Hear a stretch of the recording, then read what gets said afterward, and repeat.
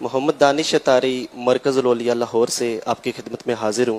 امیر اہل سنت کی بارگاہ میں اور آخر گزارش یہی ہے کہ اگر آپ مناسب ہو تو باپا مجھ گناہ گار کو بھی ملاقات کا شرف بخشے گا باپا.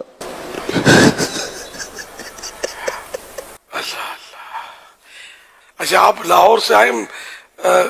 مجھے ایسا آپ جیسی کوئی صورت ہے یا شاید آپ بھی ہیں کوئی کلپ وغیرہ چلتے رہتے ہیں سوشل میڈیا پر. یہ ہمارے وہی ہیں جو آپ سمجھ رہے ہیں. یہ وہی ہیں. اللہ دانش بھائی ان کی زیارت کی تو مجھے یہ خواہش تھی.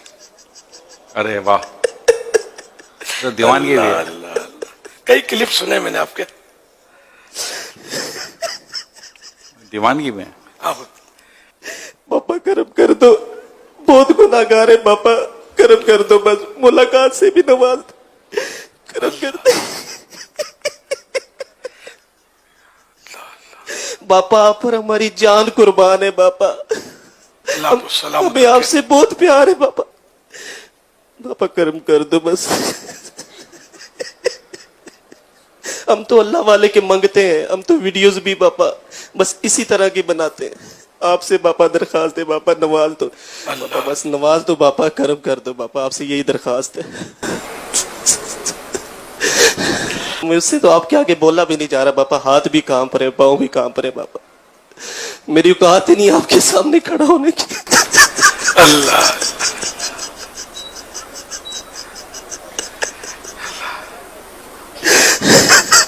میں 1994 والے اجتماع میں بھی شریک ہوا تھا.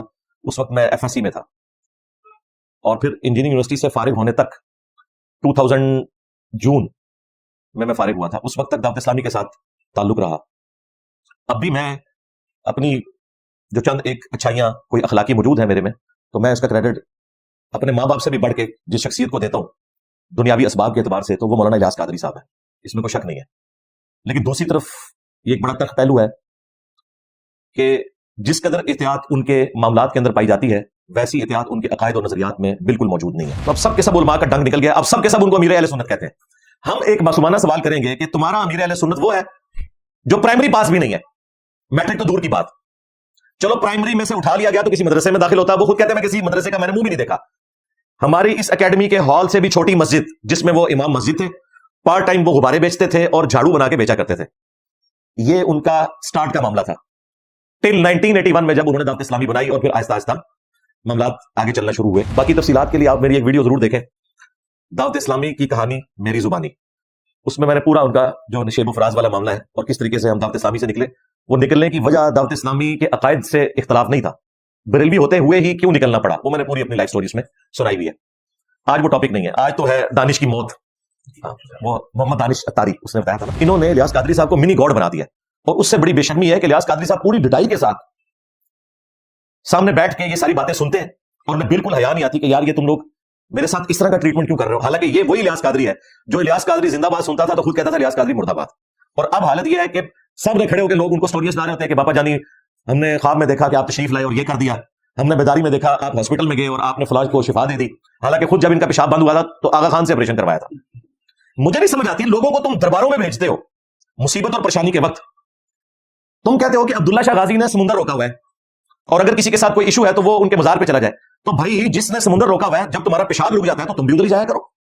لوگوں کو درباروں میں بھیجتے ہیں, خود سب سے مہنگے ہاسپٹلز میں جاتے ہیں. اس کا مطلب ہے کہ ان کو اندر سے پتا ہے کہ اس طرح نہیں دنیا میں ہوتا. بھائی دنیا کو اللہ نے اسباب کے ساتھ جوڑا ہوا ہے. ان بے شرموں کو شرم نہیں آتی کہ ان لوگوں نے مرنا ہے.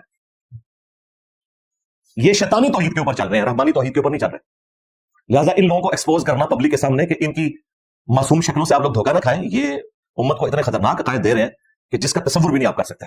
اپنے سامنے اپنی عبادت کروا, یہ عبادت ہے نا, سامنے کھڑے ہو کر ایک بندہ انکساری کے ساتھ رو رہا ہے, یعنی یہ وہ حالت ہے جو خدا کے سامنے انسان کی ہونی چاہیے, وہ مخلوق کے سامنے. اب یہ جو باپا جانی کے سامنے دانش کی روحانی موت ہو رہی تھی, جب وہ رو کے کہہ رہا تھا باپا کرم کر دو, اسے میں جامع ترمذی کی وہ حدیث سناؤں گا اور اس کے باپا جانی کو بھی, کہ رسول اللہ صلی اللہ علیہ وآلہ وسلم نے فرمایا جس شخص کی یہ خواہش ہو کہ لوگ اس کے سامنے کھڑے رہیں اسے پروٹوکول دینے کے لیے, وہ شخص اپنا مقام دوزخ کی آگ میں دیکھ لے. بولے اعوذ باللہ تعالی. ایک یہ کہ آپ کا کوئی استاد آیا, ماں باپ آیا, آپ ان کے پروٹوکول کے لیے کھڑے ہوئے, انہیں ریسیو کیا, وہ الگ بات ہے, اس میں میری ویڈیو ریکارڈ ہے.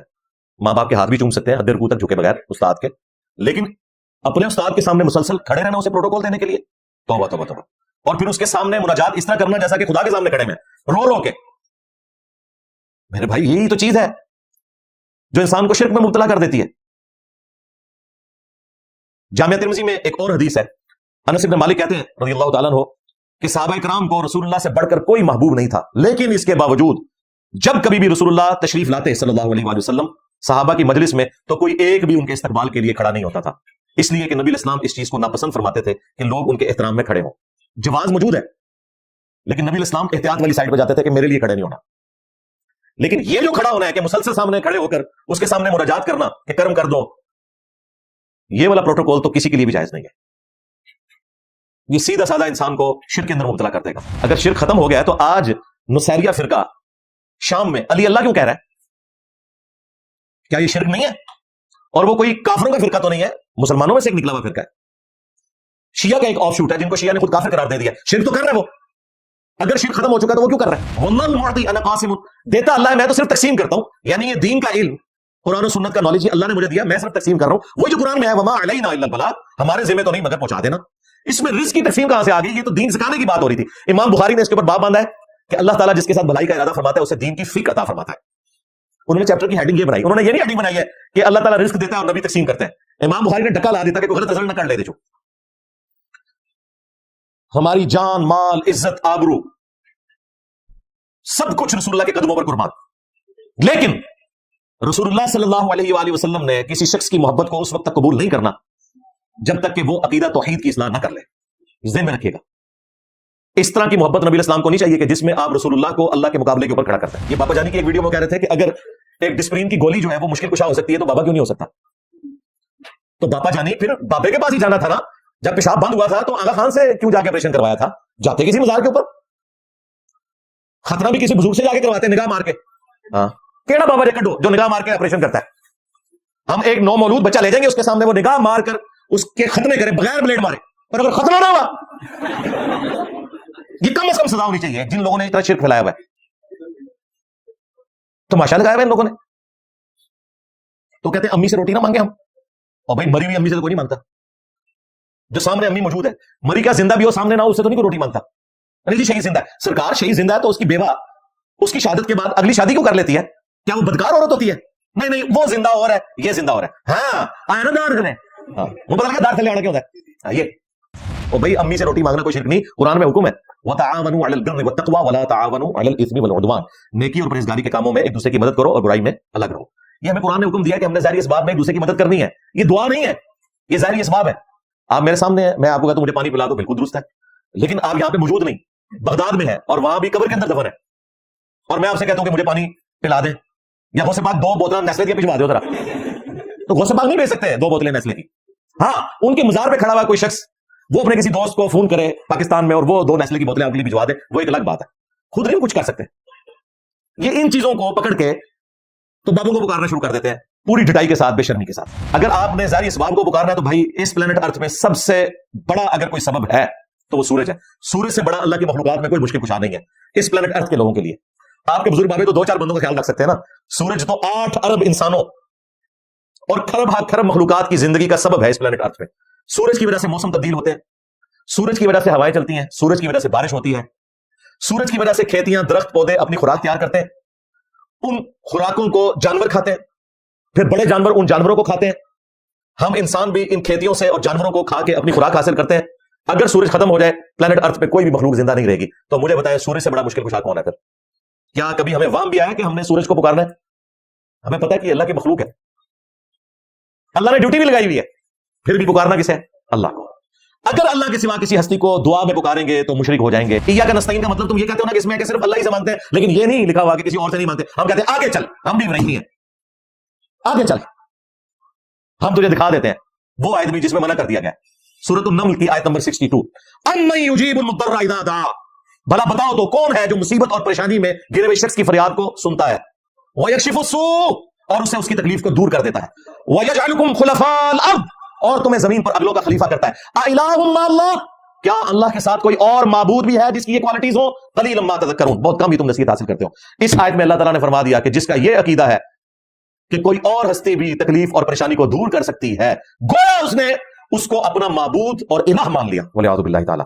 یا شیخ عبد القادر جیلانی المدد کا مطلب سادہ نہیں ہے، اس کا مطلب یہ ہے کہ عبد القادر جیلانی تمہارا معبود ہے، یہ قرآن کہہ رہا ہے الہ مع اللہ۔ تمہارا گلا بھی ہم نے دور کر دیا کہ بتاؤ کہاں لکھا ہوا ہے کہ اس طرح پکارا جائے تو شرک ہو جائے گا؟ جی لکھا ہوا ہے یا ایھا الذین آمنوا استعینوا بالصبر والصلاۃ، اے ایمان والو صبر اور نماز کے ذریعے مدد چاہو۔ کہتے ہیں دیکھ لیں صبر بھی غیر اللہ ہے، نماز بھی غیر اللہ ہے۔ جن لوگوں کی سمجھدانی اتنی ہے تو پھر اس امت کا جو یہ حال ہوا ہے وہ بالکل ٹھیک ہوا ہے۔ اس کا کیا مطلب ہے؟ المدد یا نماز، المدد یا صبر۔ تو یہ تو کوئی بریلوی، میں نے کہیں بریلویوں کا سٹیکر نہیں، شیعہ کا سٹیکر نہیں دیکھا المدد یا نماز المدد یا صبر۔ تو ہمیں کیوں دوست لگاتے ہو؟ تم تو خود نہیں اس سے مدد مانگ رہے۔ نہیں اس کا مطلب وہ ذرا ڈفرنٹ ہے جی، وہ والا جو ڈفرنٹ ہے نا وہ اسی آیت میں آگے لکھا ہوا ہے ان اللہ مع الصابرین، بے شک اللہ تعالیٰ صبر کرنے والوں کے ساتھ ہے۔ تو یہ اللہ کی مدد مانگی جا رہی ہے کہ صبر کرو، نماز پڑھو، اللہ کی مدد آ جائے گی۔ اور صبر اور نماز سے مدد نہیں مانگنی، صبر اور نماز وہ اعمال ہیں جو اللہ کی مدد کا ذریعہ بنتے ہیں، یہ مطلب تھا اس کا۔ دیکھ لو انہوں نے ٹوٹل سمجھداری ہے، اور یہ وہ دلیل ہے جو ان کی سب سے بڑی ہے۔ آپ ٹی وی چینلز کے اوپر بھی دیکھیں، جتنے ان کے بڑے بڑے مفتی آتے ہیں، بریلویوں کے ہوں یا شیعہ کے ہوں، پہلی آیت یہی پڑھتے ہیں واستعینوا بالصبر والصلاۃ۔ جی عیسیٰ ابن مریم نے کہا تھا من انصاری اللہ، کون ہے جو اللہ کے لیے میری مدد کرے؟ تو عیسیٰ ابن مریم جو ہے دیکھیں انہوں نے اپنے صحابہ سے مدد مانگی تھی۔ ہم کہتے ہیں رکو ذرا، صبر کرو، کیا کہنا چاہ رہے ہو کہ عیسیٰ کے صحابہ حضرت عیسیٰ کے مشکل کشا تھے، یہ کہنا چاہ رہے ہو؟ تو پھر تو انبیاء کو مشکل کشا نہیں ماننا چاہیے، جو انبیاء کی مدد کر رہے ہیں وہ مشکل کشا ہوئے، کیونکہ نبی بھی ان سے مشکل میں مدد مانگ رہے ہیں۔ کتنی بڑی گستاخی والا عقیدہ رکھے ہوئے ہو کہ حضرت عیسیٰ اپنے ساتھیوں سے مدد مانگا کرتے تھے، بجائے کہ حضرت عیسیٰ ان کے مشکل کشا ہوتے ہیں، ان کے ساتھی ان کے مشکل کشا ہوتے ہیں۔ رزلٹ نکلتا ہے کہ نہیں؟ اور بھائی اس کا مطلب یہ ہے کہ ظاہری اسباب میں اللہ تعالیٰ نے انبیاء کرام کے ساتھیوں کو ان کے ساتھ اٹیچ کیا کہ ان کی مدد کریں۔ تو نبی اسلام کے بارے میں صحابہ کا کیا عقیدہ تھا کہ وہ حاضر و ناظر نہیں ہے، بلکہ اللہ ان کو بتائے گا تو پتہ چلے گا۔ اور تیسرا استعانت کا عقیدہ، انہوں نے حضور سے مدد نہیں مانگی، اللہ سے مدد مانگی۔ فرشتے کو بھی نہیں کہا کہ فرشتوں پہ کام پہنچا دو، یہ ہے توحید، علم غیب، حاضر و ناظر، استعانت کا عقیدہ۔ ایک حدیث بخاری مسلم کی کلیئر کر رہی ہے، اے اللہ ہمارے نبی کو ہمارے حال کی خبر کر دینا، ہم ان کے دین پر قائم ہیں، اپنے رب سے اس حال میں مل رہے ہیں کہ ہم اللہ سے راضی ہیں، اس تکلیف کے اوپر بھی ہمارا رب ہم سے راضی۔ یہ صحابہ کرام کا عقیدہ تھا۔ اور ان بدبختوں کو شیطان نے کیا پڑھایا ہے؟ یہ نماز غوثیہ پڑھتے ہیں۔ ہاں باپا جانی نے بھی لکھی ہوئی ہے فیضان سنت میں، ان کے جو بڑے مرشد ہیں اعلی حضرت کے خلیفہ مفتی امجد علی بارِ شریعت میں، نماز کا نام ہے صلاۃ الاسرار، یعنی رازوں والی نماز ہے، پتہ نہیں کیا راز ہے، پورا شرک بڑھیا ہے، گند اور تک۔ وہ آپ طریقہ پڑھیں جی، وہ ہر رکعت میں آپ نے 11 دفعہ کل شریف پڑھنی ہے، کیونکہ بعد میں اتنا بڑا شرک کرنا ہے زیادہ جی، تو اکٹھی کر لو، پہلے 11 دفعہ سورہ اخلاص پڑھو، سلام پھیر کے آپ نے بغداد کی طرف 11 قدم چلنا ہے، ہاں جی، اور پھر 11 قدم چلنے کے بعد کہنا ہے اے جنوں انس کے فریاد رس عبد القادر جیلانی میری مدد، یا قاضی الحاجات لکھا ہوا ہے عبد القادر جیلانی کو، ہاں جی، وہ عبد القادر جیلانی جو منی کے قطرے سے پیدا ہوئے ہیں، یا قاضی الحاجات۔ ان بیچاروں کو تو پتہ ہی نہیں ہوگا میرے ساتھ انہوں نے کیا کیا ہے، لیکن انہوں نے ان کے ساتھ منسوخ کر دیا، اے جنوں انس کے فریاد رس۔ نماز غوثیہ ایک مسلمان جو ایاک نعبد و ایاک نستعین پڑھ رہا ہے، نماز غوثیہ پڑھ رہا ہے۔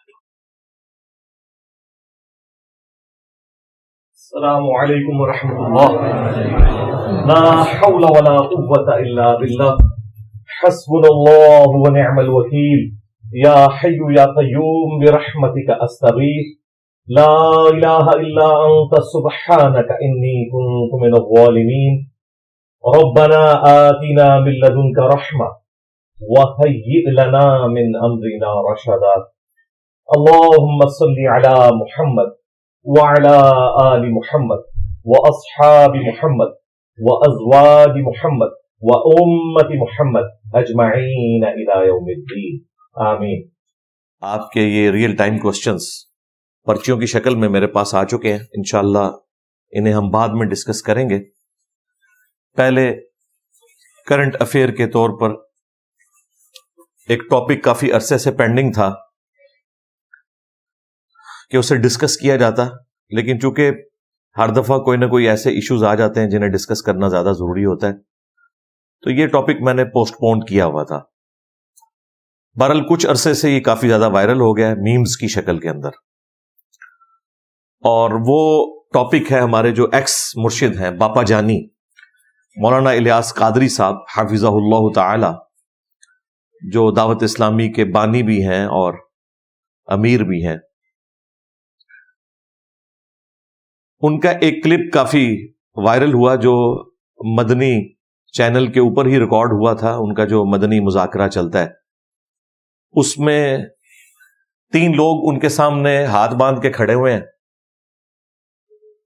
اور ان میں سے ایک کہتا ہے کہ حضور میں دانش اتاری ہوں، لاہور سے آیا ہوا ہوں، اور اس کے بعد وہ خوب رونے کی ایکٹنگ بھی کرتا ہے، آنسو ایک بھی نہیں، آپ بے شک اس کو کلوز کر کے دیکھ لیں، وہ جتنا چیخیں مار مار کے رو رہا ہے، آنسو اللہ کے فضل سے ایک بھی اس کی آنکھ سے نہیں نکلا۔ تو اس ایکٹنگ کے دوران وہ کہتا ہے کہ باپا ہم پہ کرم کر دو۔ اچھا، کرم کر دو ہم پہ، وہ ڈائریکٹلی باپا جانی سے کہہ رہا ہے۔ پھر اس کے علاوہ ساتھ یہ بھی کہتا ہے کہ آپ ہمارے حق میں دعا بھی کریں، یعنی اللہ تعالیٰ سے علیحدہ سے آپ نے لے کے دینا ہے، جو آپ کو حصہ ملا ہوا ہے عبد القادر جیلانی کے سلسلے میں، اس سے آپ نے ہم پہ نوازش کرنی ہے۔ ظاہر ہے یہی ان کے عقائد و نظریات ہیں، ہم سے زیادہ کون جانتا ہے۔ میں نے تو اپنی، آپ سمجھ لیں، جوانی کا اچھا خاصا حصہ دعوت اسلامی میں گزارا ہے۔ 1994 میں آخری اجتماع کراچی میں ہوا تھا، اس کے بعد 1995 سے ملتان اجتماع دعوت اسلامی کا ٹرانسفر ہو گیا تھا، تو میں 1994 والے اجتماع میں بھی شریک ہوا تھا۔ اس وقت میں FSC میں تھا، اور پھر انجینئرنگ یونیورسٹی سے فارغ ہونے تک 2000 جون میں فارغ ہوا تھا۔ اس وقت تک دعوت اسلامی کے ساتھ تعلق رہا۔ اب بھی میں اپنی جو چند ایک اچھائیاں کوئی اخلاقی موجود ہیں میرے میں، تو میں اس کا کریڈٹ اپنے ماں باپ سے بھی بڑھ کے جس شخصیت کو دیتا ہوں دنیاوی اسباب کے اعتبار سے، تو وہ مولانا الیاس قادری صاحب ہیں، اس میں کوئی شک نہیں ہے۔ لیکن دوسری طرف یہ ایک بڑا تلخ پہلو ہے کہ جس قدر احتیاط ان کے معاملات کے اندر پائی جاتی ہے، ویسی احتیاط ان کے عقائد اور نظریات میں بالکل موجود نہیں ہے۔ اب وہ دانش اتاری صاحب ان سے کہتے ہیں کہ میں لاہور سے آیا ہوں، باپا کرم فرما دو، باپا میرے تو ہاتھ پاؤں بھی کانپ رہے ہیں آپ کے سامنے بات کرتے ہوئے، یعنی وہ ایک منی گاڈ کے طور پر، اور باپا ہمارا سب کچھ آپ پہ قربان، اور پتہ نہیں کیا کچھ وہ والہانہ انداز میں، اور وہ پیچھے جو عمران اتاری صاحب ہیں وہ بھی ساتھ ساتھ کامنٹس کر رہے ہیں کہ دیوانگی میں ہے اور فلاں ہے، وہی جو ان کا ایک طریقہ کار ہے۔ محمد دانش اتاری مرکز الاولیاء لاہور سے آپ کی خدمت میں حاضر ہوں امیر اہل سنت کی بارگاہ میں، اور آخر گزارش یہی ہے کہ اگر آپ مناسب ہو تو باپا مجھ گناہ گار کو بھی ملاقات کا شرف بخشے گا باپا۔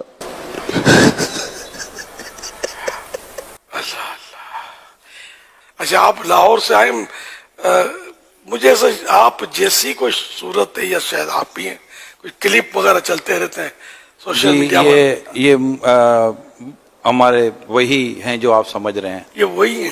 اللہ، دانش بھائی، ان کی زیارت کی تو مجھے یہ خواہش تھی۔ ارے واہ، تو دیوانگی بھی ہے۔ اللہ اللہ، کئی کلپ سنے میں نے آپ کے۔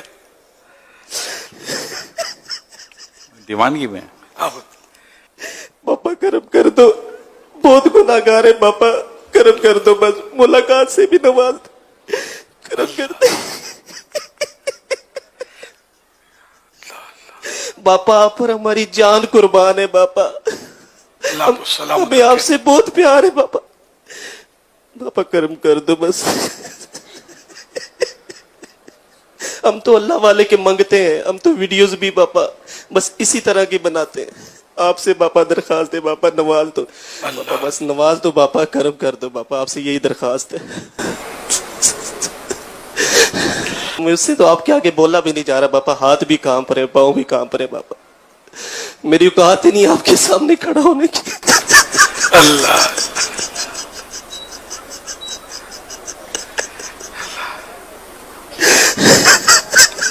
پہلے اس طرح نہیں تھا۔ الیاس قادری صاحب کی طبیعت میں اس طرح کی ریاکاری، دکھلاوا، تکبر سرے سے موجود ہی نہیں تھا۔ جس الیاس قادری کو میں جانتا ہوں، میری 1999 میں ان سے ان کے گھر پر ملاقات بھی ہوئی تھی کراچی میں۔ اس وقت نیا نیا وہ ڈی ٹریک ہونا شروع ہوئے تھے۔ یہ منظر تو میں نے اپنی آنکھوں سے دیکھا کہ وہ ان کی جو مرکزی مسجد ہے کراچی کے اندر، مدرسۃ المدینہ اور +7 مسجد، اس میں سینکڑوں لوگوں کی موجودگی میں وہ غالباً لکاٹ یا خرمانی کھا رہے تھے، تو اس کی گٹھلی نکلتی تھی تو وہ یوں کر کے نا عوام میں پھینکتے تھے، اور عوام اس کو اس طرح کیچ کرنے کے لیے تبرک کے طور پر آگے آتی تھی جیسے کتے کسی ہڈی کے اوپر پڑتے ہیں اور آپس میں چھینا جھپٹی والا معاملہ کرتے ہیں۔ ان کے بال تبرکن تقسیم کرنے کی ویڈیوز تو آپ لوگ دیکھ چکے ہیں۔ ہمارے جو مفتی حنیف قریشی صاحب ہیں حافظہ اللہ تعالی، جو خود ان کے فرقے سے تعلق رکھتے ہیں، انہوں نے ان کے کافی سارے معاملات کھول کر بیان کیے ہیں۔ وہ آپ ویڈیوز ان کے چینل کے اوپر دیکھ سکتے ہیں۔ ہم نے تو خیر یہ لائیو منظر دیکھا ہوا ہے، اس وقت وہ نیا اس راستے سے ہٹنا شروع ہوئے تھے۔ اس سے پہلے تک ان کی حالت یہ تھی کہ اگر کوئی شخص غلطی سے بھی کسی اجتماع میں، کسی پروگرام کے اندر الیاس قادری زندہ باد کا نعرہ لگا دینا اور ان کے کانوں تک پہنچ جائے تو وہ سپیکر میں کہتے تھے الیاس قادری مرد آباد۔ یہ میں نے خود سنا ہوا ہے، اور اس کی کئی ایک ریکارڈنگز موجود ہیں پرانی، جب آڈیو ریکارڈنگ ہوتی تھی۔ یہی وہ چیزیں تھیں جن کی وجہ سے جو بریلوی مکتب کی عوام الناس تھی وہ ان سے امپریس تھی، اور جو ایک روایتی پیری مریدی سسٹم تھا اس کو چھوڑ کر الیاس قادری صاحب کے ساتھ لوگ اٹیچ ہوئے۔ کوئی شک نہیں ہے، ہزاروں نہیں لاکھوں نوجوانوں نے نماز شروع کر دی، داڑیاں رکھ لیں، پگڑیاں رکھ لیں۔ ایک بہت بڑی ریولوشن بریلوی مکتب کے اندر، جہاں پہ صرف نسبت کے اگینسٹ جنت کی گارنٹی ہوتی ہے، الیاس قادری صاحب کا اس مکتب میں آواز حق کو بلند کرنا یہ بہت بڑی نعمت تھا، اس میں کوئی شک نہیں ہے۔ ابھی بھی میں ان کو باقی جو روایتی ایک پیری فقیری کی لائن ہے ان سے کافی بہتر سمجھتا ہوں۔ اس وقت تو ان کا قد کاٹ اتنا بڑا نہیں تھا، لیکن اس وقت ان کے مقابلے پر کوئی نہیں ہے۔ اس وقت علماء کی اکثریت ان سے نفرت کرتی تھی، کسی ریزن کی بنیاد کے اوپر نہیں، جیلسی فیکٹر کی وجہ سے کہ نوجوان اٹیچ ہو رہے ہیں۔ حالانکہ وہ انہی کی مساجد میں نماز پڑھتے تھے، لیکن وہ جیلسی فیکٹر تھا۔ درس بند کروا دینا، الیاس قادری صاحب کے بارے میں یہ جملے بولنا کہ یہ کسی مدرسے کا نہیں پڑھا ہوا، وہ تو یقیناً وہ تو پرائمری بھی نہیں انہوں نے کی ہوئی ہے، میٹرک تو دور کی بات ہے۔ وہ خود بتاتے ہیں، ان کے آپ تعارف کے اوپر ویڈیوز موجود ہیں، اور مدرسے سے بھی علم حاصل نہیں کیا۔ اس وقت جب فیضان سنت کے بعد لکھا جاتا تھا نا امیر اہل سنت، تو وہ علماء جو ان کا مذاق اڑاتے تھے نا، آج وہ علماء لائن میں لگے ہوتے ہیں کہ کسی طریقے سے باپا جانی سے ملاقات ہو جائے۔ کیوں؟ ان کا قد کاٹ اتنا بڑا ہو گیا، اور سب سے بڑھ کر ان کے اربوں کے چندے ہیں، وہ جسے چاہے زیرو کر دیں، کیونکہ دنیا میں سب سے بڑی طاقت جو ہے وہ مال ہے، سیدھی سی بات ہے، دنیاوی اسباب کے اعتبار سے اس میں کوئی دوسری رائے نہیں ہے۔ تو اب سب کے سب علماء کا ڈنگ نکل گیا، اب سب کے سب ان کو امیر اہل سنت کہتے ہیں۔ ہم ایک معصومانہ سوال کریں گے کہ تمہارا امیر اہل سنت وہ ہے جو پرائمری پاس بھی نہیں ہے، میٹرک تو دور کی بات، چلو پرائمری میں سے اٹھا لیا گیا تو کسی مدرسے میں داخل ہوتا، وہ خود کہتے ہیں میں کسی مدرسے کا میں نے منہ بھی نہیں دیکھا۔ ہماری اس اکیڈمی کے ہال سے بھی چھوٹی مسجد جس میں وہ امام مسجد تھے، پارٹ ٹائم وہ غبارے بیچتے تھے اور جھاڑو بنا کے بیچا کرتے تھے۔ یہ ان کا سٹارٹ کا معاملہ تھا، ٹل 1981 میں جب انہوں نے دعوت اسلامی بنائی، اور پھر آہستہ آہستہ معاملات آگے چلنا شروع ہوئے۔ مجھے اچھی طرح یاد ہے، میں پرائمری کلاس کا اسٹوڈنٹ تھا، تو کھاریاں الیاس قادری صاحب آئے تھے، یہ میں لیٹ 80s کی بات کر رہا ہوں۔ تو ہماری مسجد سے بھی ایک قافلہ گیا تھا، میرے والد صاحب بھی گئے تھے، تو اس وقت سے مجھے ان کے ساتھ ایک اٹیچمنٹ ہو گئی، اور پھر یونیورسٹی سے فارغ ہونے تک ایک اچھا سلسلہ رہا۔ باقی تفصیلات کے لیے آپ میری ایک ویڈیو ضرور دیکھیں، دعوت اسلامی کی کہانی میری زبانی، اس میں میں نے پورا ان کا جو نشیب و فراز والا معاملہ ہے اور کس طریقے سے ہم دعوت اسلامی سے نکلے، وہ نکلنے کی وجہ دعوت اسلامی کے عقائد سے اختلاف نہیں تھا، بریلوی ہوتے ہوئے ہی کیوں نکلنا پڑا، وہ میں نے پوری اپنی لائف سٹوری اس میں سنائی ہوئی ہے۔ آج وہ ٹاپک نہیں ہے، آج تو ہے دانش کی موت۔ ہاں، وہ محمد دانش اتاری اس نے بتایا تھا نا، تو وہ دانش اتاری صاحب پھر خوب روتے ہیں، ایکٹنگ کرتے ہیں، اور الیاس قادری صاحب بھی پوری ڈٹائی کے ساتھ ان کی یہ بکواسیات سن رہے ہیں، شرکیہ الفاظ کہ باپا ہم پہ کرم کر دو۔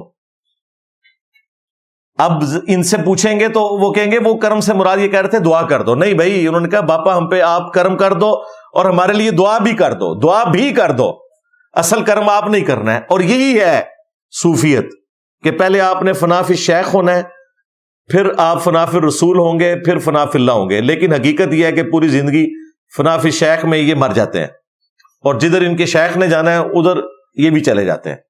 یہ ٹوٹل زندگی ان کی اسی میں گزرتی ہے۔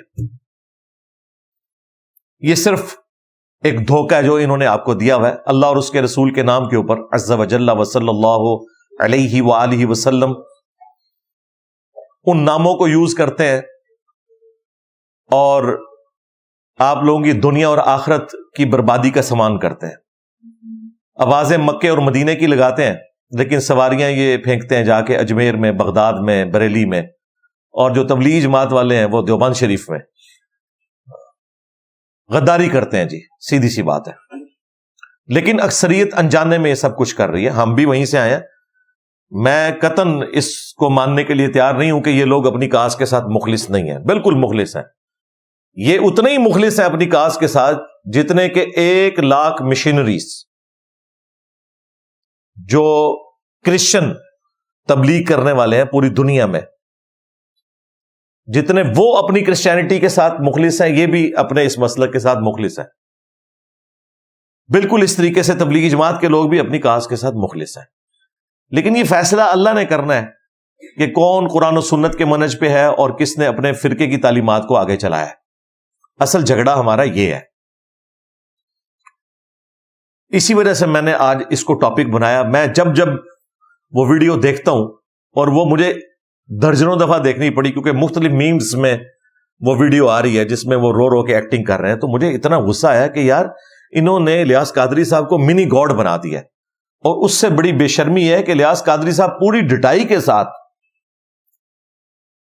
سامنے بیٹھ کے یہ ساری باتیں سنتے ہیں اور انہیں بالکل حیا نہیں آتی کہ یار یہ تم لوگ میرے ساتھ اس طرح کا ٹریٹمنٹ کیوں کر رہے ہو۔ حالانکہ یہ وہی الیاس قادری ہے جو الیاس قادری زندہ باد سنتا تھا تو خود کہتا تھا الیاس قادری مردہ باد، اور اب حالت یہ ہے کہ سامنے کھڑے ہو کے لوگ ان کو سٹوریاں سنا رہے ہوتے ہیں کہ باپا جانی ہم نے خواب میں دیکھا کہ آپ تشریف لائے اور یہ کر دیا، ہم نے بیداری میں دیکھا آپ ہاسپٹل میں گئے اور آپ نے فلاں کو شفا دے دی، حالانکہ خود جب ان کا پیشاب بند ہوا تھا تو آغا خان سے آپریشن کروایا تھا۔ مجھے نہیں سمجھ آتی، لوگوں کو تم درباروں میں بھیجتے ہو مصیبت اور پریشانی کے وقت، تم کہتے ہو کہ عبداللہ شاہ غازی نے سمندر روکا ہوا ہے اور اگر کسی کے ساتھ کوئی ایشو ہے تو وہ ان کے مزار پہ چلا جائے، تو بھائی جس نے سمندر روکا ہوا ہے جب تمہارا پیشاب رک جاتا ہے تو تم بھی ادھر ہی جایا کرو۔ لوگوں کو درباروں میں بھیجتے ہیں، خود سب سے مہنگے ہاسپٹلز میں جاتے ہیں۔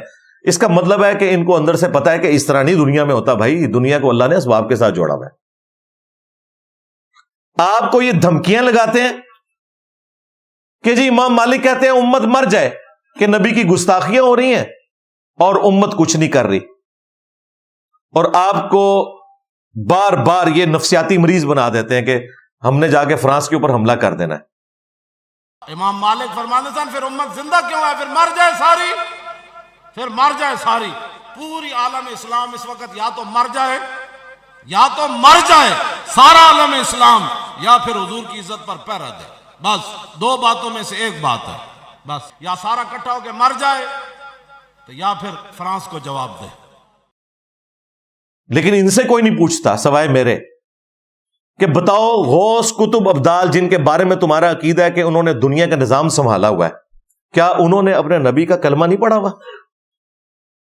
تو ان غداروں سے ہم پہلے کیوں نہ پوچھیں کہ تم لوگوں نے یوٹیوب پہ رکھی ہوئی گستاخانہ ویڈیوز کو نگاہ مار کے ڈیلیٹ کیوں نہیں کر دیا؟ تم تو نگاہ مار کے پورے پورے شہر جلا کے راکھ کر دیتے تھے. تو اس کا مطلب یہ ہے کہ تمہیں سب سے پہلے مرنا چاہیے. وہ خادم رضوی صاحب کو بھی میں کہتا تھا بابا جی چھڑ دو، پہلے تیرے غوث کتب ابدال کتے کی موت مر جائیں، اس لیے کہ ظاہر ہے گستاخی کر رہے ہیں بقول ان کے، کیونکہ ان کے پاس اختیار تھا وہ ویڈیوز ڈیلیٹ نہیں کروا سکے. امت بعد میں مرے گی، پہلے تیرے بابے مر جائیں. میرے نبی سا ہے ہی کوئی نہیں، تیرے بابے تھے شے ہی کوئی نہیں. انہوں نے اپنے ایمان کی حفاظت نہیں کرنی ہے، بس باتیں سنیں ان کی. تو پوری ڈٹائی کے ساتھ وہ سنتے ہیں. ذرا اس بندے کو شرم اور حیا نہیں آتی کہ میں وہاں پہ بول دوں کہ بھائی میں نہیں گیا تھا ہاسپٹل میں، مجھے تو پتہ بھی کوئی نہیں ہے، میں تمہارے خواب میں نہیں آیا، مجھے تو پتہ بھی کوئی نہیں ہے. کیا حرج ہے؟ اور واقعی نہیں پتا ہوتا کسی کو. میرے سینکڑوں سٹوڈنٹس ایسے مجھے مل چکے ہیں لائف سٹوریز میں یہاں فزیکلی، جنہوں نے آ کہا کہ جی انجینئر صاحب آپ خواب میں آئے تھے، آپ نے کہا کہ اکیڈمی پہنچو تو ہم دیکھیں آگے. اور میں نے کہا بھائی مجھے کوئی نہیں پتا. یہ اللہ کا ڈپارٹمنٹ ہے الگ سے، اللہ تعالیٰ کسی بندے کو دکھا دے. جو شخص آپ کے خواب میں آ رہا ہوتا ہے اس کو نہیں پتا ہوتا کہ میں خواب میں آیا ہوں. ایک تمثیلاً یہ سارے معاملات ہوتے ہیں. تو میں فوراً کلیئر کرتا ہوں، آج تک ایک دفعہ بھی ایسا نہیں ہوا کہ میرے سامنے کسی نے یہ بات کی ہو اور میں جو ہے وہ کنا بن کے اور مکرا بن کے تو آگے سے مسکرا دوں کہ میری کرامت ہو گئی ہے. اس لیے کہ مجھے پتا ہے کہ میں نے مرنا ہے. ان بے شرموں کو شرم نہیں آتی کہ ان لوگوں نے مرنا ہے. یہ شیطانی توحید کے اوپر چل رہے ہیں، رحمانی توحید کے اوپر نہیں چل رہے. لہذا ان لوگوں کو ایکسپوز کرنا پبلک کے سامنے کہ ان کی معصوم شکلوں سے آپ لوگ دھوکہ نہ کھائیں، یہ امت کو اتنے خطرناک عقائد دے رہے ہیں کہ جس کا تصور بھی نہیں آپ کر سکتے.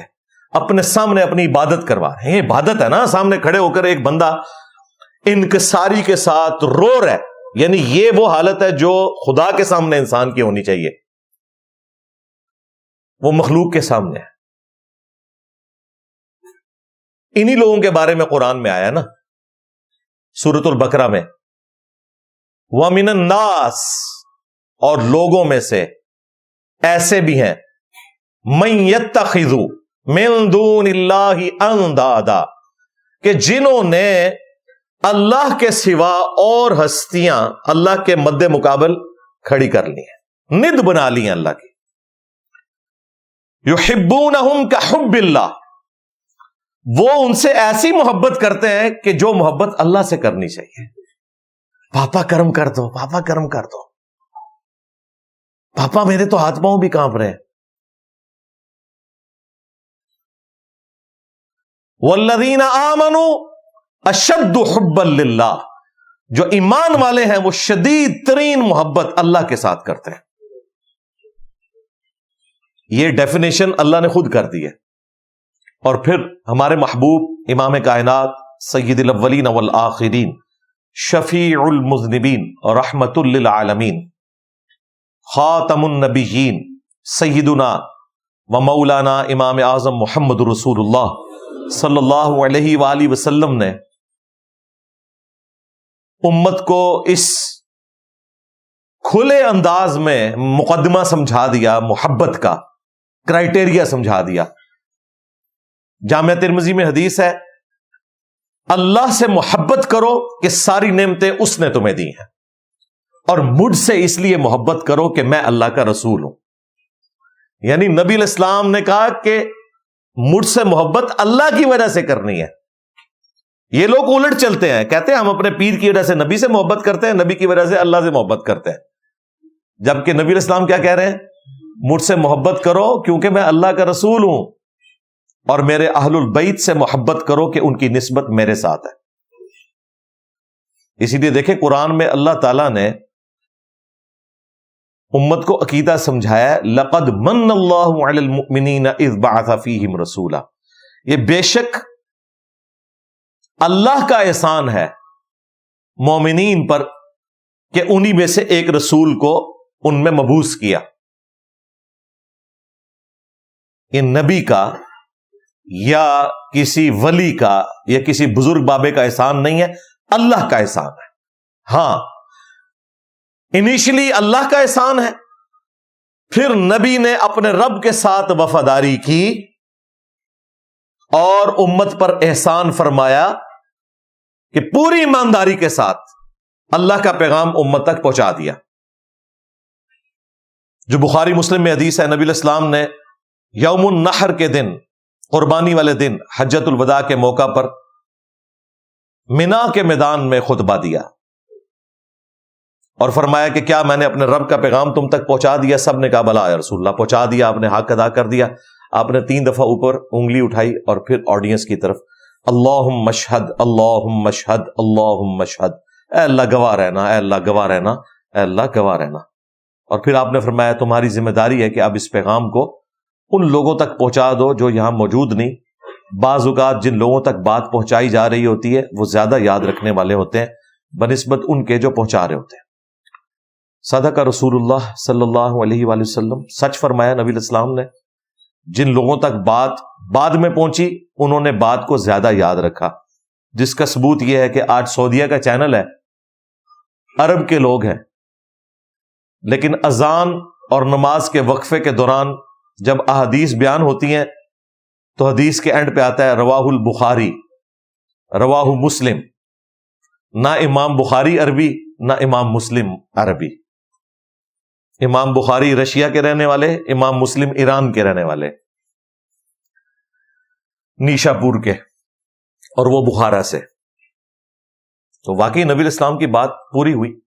تو یہ نبی علیہ السلام کا امت پر احسان اسی لیے مشروع فرما دیا گیا امت کے لیے کہ ہر نماز میں اپنے محبوب صلی اللہ علیہ وآلہ وسلم پر درود بھیجنا ہے، ان کے لیے دعائے رحمت کرنی ہے، تاکہ کسی نہ کسی درجے میں اس احسان کا بدلہ اتارا جا سکے۔ اللہم صلی علی محمد وعلی آل محمد۔ بہرحال نبی علیہ السلام نے کلیئر کر دیا کہ مجھ سے محبت اللہ کی نسبت کی وجہ سے۔ اب یہ جو باپا جانی کے سامنے دانش کی روحانی موت ہو رہی تھی، جب وہ رو رو کے کہہ رہا تھا باپا کرم کر دو، اسے میں جامعہ ترمذی کی وہ حدیث سناؤں گا اور اس کے باپا جانی کو بھی، کہ رسول اللہ صلی اللہ علیہ وآلہ وسلم نے فرمایا جس شخص کی یہ خواہش ہو کہ لوگ اس کے سامنے کھڑے رہیں اسے پروٹوکول دینے کے لیے، وہ شخص اپنا مقام دوزخ کی آگ میں دیکھ لے، والعیاذ باللہ تعالی۔ ایک یہ ہے کہ آپ کا کوئی استاد آیا، ماں باپ آئے ہیں، آپ ان کے پروٹوکول کے لیے کھڑے ہوئے، انہیں ریسیو کیا، وہ الگ بات ہے، اس میں میری ویڈیو ریکارڈ ہے۔ ماں باپ کے ہاتھ بھی چوم سکتے ہیں حد رکوع تک جھکے بغیر استاد کے، لیکن اپنے استاد کے سامنے مسلسل کھڑے رہنا اسے پروٹوکول دینے کے لیے، توبہ توبہ توبہ۔ اور پھر اس کے سامنے مناجات اس طرح کرنا جیسا کہ خدا کے سامنے کھڑے میں رو رو کے۔ میرے بھائی یہی تو چیز ہے جو انسان کو شرک میں مبتلا کر دیتی ہے۔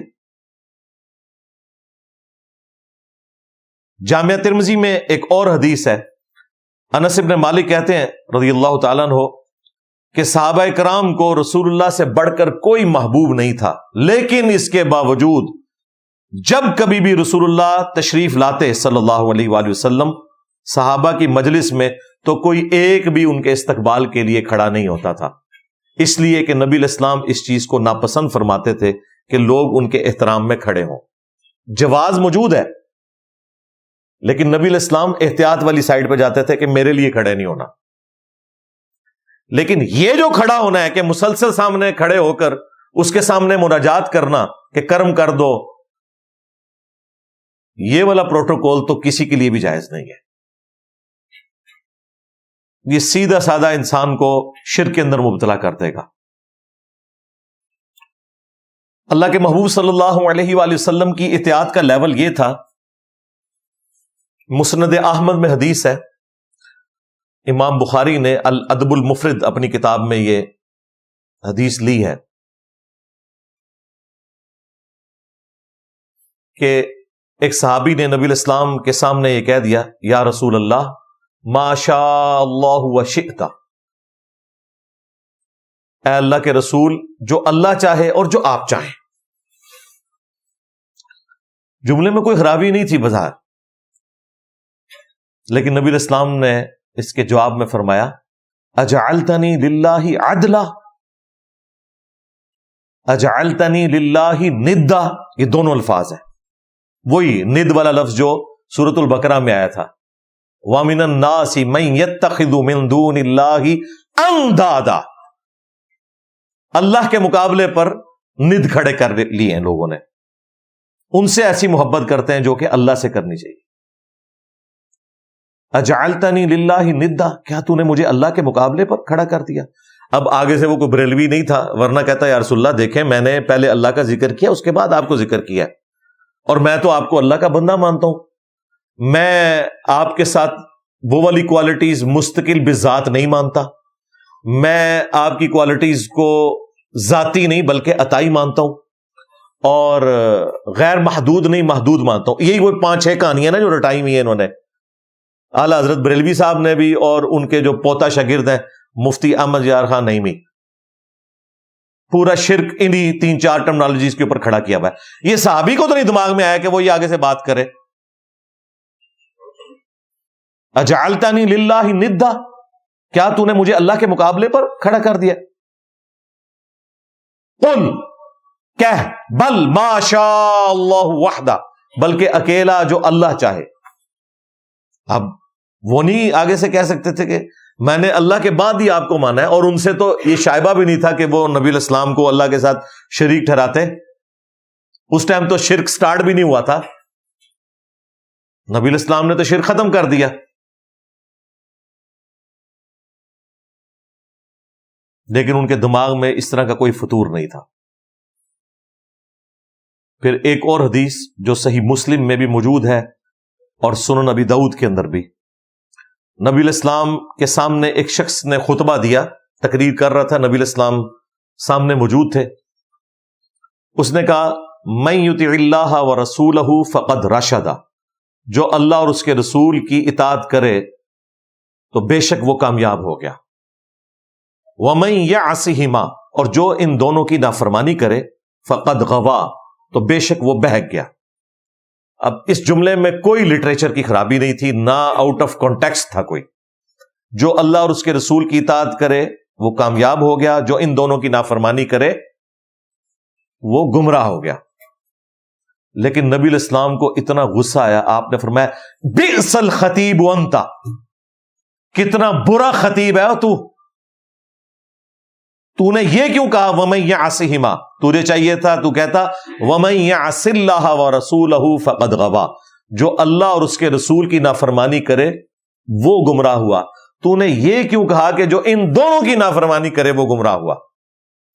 احتیاط کا لیول دیکھیں امام الموحدین کا صلی اللہ علیہ وآلہ وسلم۔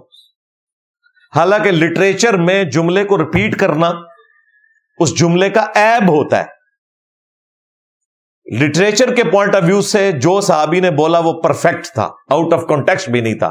جو اللہ اور اس کے رسول کی اطاعت کرے وہ کامیاب ہو گیا، جو ان دونوں کی نافرمانی کرے وہ گمراہ ہو گیا۔ تو وہ واضح کر چکا تھا اللہ رسول کو الگ، دوبارہ کرنے کی ضرورت ہی نہیں۔ لیکن نبی علیہ السلام نے یہاں بھی احتیاط کی، کہا وَمَن يَعْصِهِمَا، نہیں کہنا ان دونوں کی نافرمانی، بلکہ دوبارہ سے کہنا ہے وَمَن يَعْصِ اللَّهَ وَرَسُولَهُ، جو اللہ کی نافرمانی کرے اور اس کے رسول کی کرے وہ گمراہ ہوا۔ مسلم میں تو یہ حدیث یہاں تک ہی ہے، ابو داؤد میں آگے الفاظ ہیں، نبی علیہ السلام نے کہا قم اذهب، اٹھ اور ادھر سے نکل جا۔ اب جن لوگوں کو شرک سے خاص محبت ہے وہ کہتے ہیں انجینئر صاحب یہ ایسے کیوں کرتے ہیں؟ تو بھائی نبی علیہ السلام نے یہ تو نہیں فرمایا کہ پیارے صحابی اٹھیے اور تشریف لے جائیے۔ غصے میں کہا بئس الخطیب انت، کتنا برا خطیب ہے تو، قم اذهب، اٹھ اور نکل جائے ادھر سے، ایسے ہی کہا ہوگا۔ اور عربی جس طریقے سے بولتے ہیں وہ آپ دیکھ لیں، عربیوں کا سٹائل ہی یہی ہے، کوئی پروٹوکول نہیں ہوتا، اسٹریٹ فارورڈ بات ہوتی ہے۔ اس صحابی نے آگے سے بہانہ نہیں کیا کہ یا رسول اللہ آپ نے میرے جملے کو سمجھنے میں کوئی غلطی کر دی، میں آپ کو اللہ کی اطاعت سے ہی مانتا ہوں، اور میں نے پہلے کہہ بھی دیا تھا اللہ رسول الگ ہیں، اور یا رسول اللہ شرک تو ختم ہو چکا ہے، وہ جو ان کو کہانی کروائی گئی ہے وہ میں نے پورا پوسٹ مارٹم کیا ہے، بخاری مسلم کی حدیث کو جو ان لوگوں نے غلط پریزنٹ کیا مجھے اپنے بعد تم سے شرک کا خوف نہیں، آپ وہ میری ویڈیو دیکھ لیں. آج ٹاپک نہیں، ورنہ 1 گھنٹہ اس طرف چل پڑے گا. اگر شرک ختم ہو گیا ہے تو آج نصیریہ فرقہ شام میں علی اللہ کیوں کہہ رہا ہے؟ کیا یہ شرک نہیں ہے؟ اور وہ کوئی کافروں کا فرقہ تو نہیں ہے، مسلمانوں میں سے ایک نکلا ہوا فرقہ ہے. شیعہ کا ایک آف شوٹ ہے جن کو شیعہ نے خود کافر قرار دے دیا. شرک تو کر رہے وہ، اگر شرک ختم ہو چکا تو وہ کیوں کر رہا ہے؟ یہ الگ سے ایک ٹاپک ہے، وہ آپ میری ویڈیو دیکھ لیں. اسی طریقے سے ایک اور ویڈیو ہے وسیلے کے نام پر دھوکہ. انہوں نے وسیلے اور توسل کو اتنا بگاڑا کہ اس سے استمداد کا عقیدہ اخذ کر لیا. اسی طریقے سے ایک اور ویڈیو ہے دعا صرف اللہ ہی سے. ایک اور ویڈیو ہے توحید سے متعلق 10 دھوکے. مختلف ویڈیوز میری ان ٹاپکس کے اوپر ریکارڈ ہے، وہ آپ دیکھ سکتے ہیں. آج وہ ٹاپک نہیں ہے. نبی علیہ السلام کے کسی صحابی کی یہ جرت نہیں تھی کہ نبی علیہ السلام کو جواباً یہ کہتا کہ یا رسول اللہ، ہم تو آپ کو غیر مستقل بذات مانتے ہوئے اور آپ کی کوالٹیز کو عطائی مانتے ہوئے اور محدود مانتے ہوئے اللہ کے ساتھ ذکر کر رہے ہیں. اس زمانے میں یہ کہانیاں ہے ہی نہیں تھی، یہ کہانیاں بعد کی ہیں. لیکن یہاں پہ یاد رکھیے گا، جہاں دین کے معاملات آئیں گے وہاں ہم یہ کہیں گے کہ اللہ اور اس کا رسول بہتر جانتے ہیں.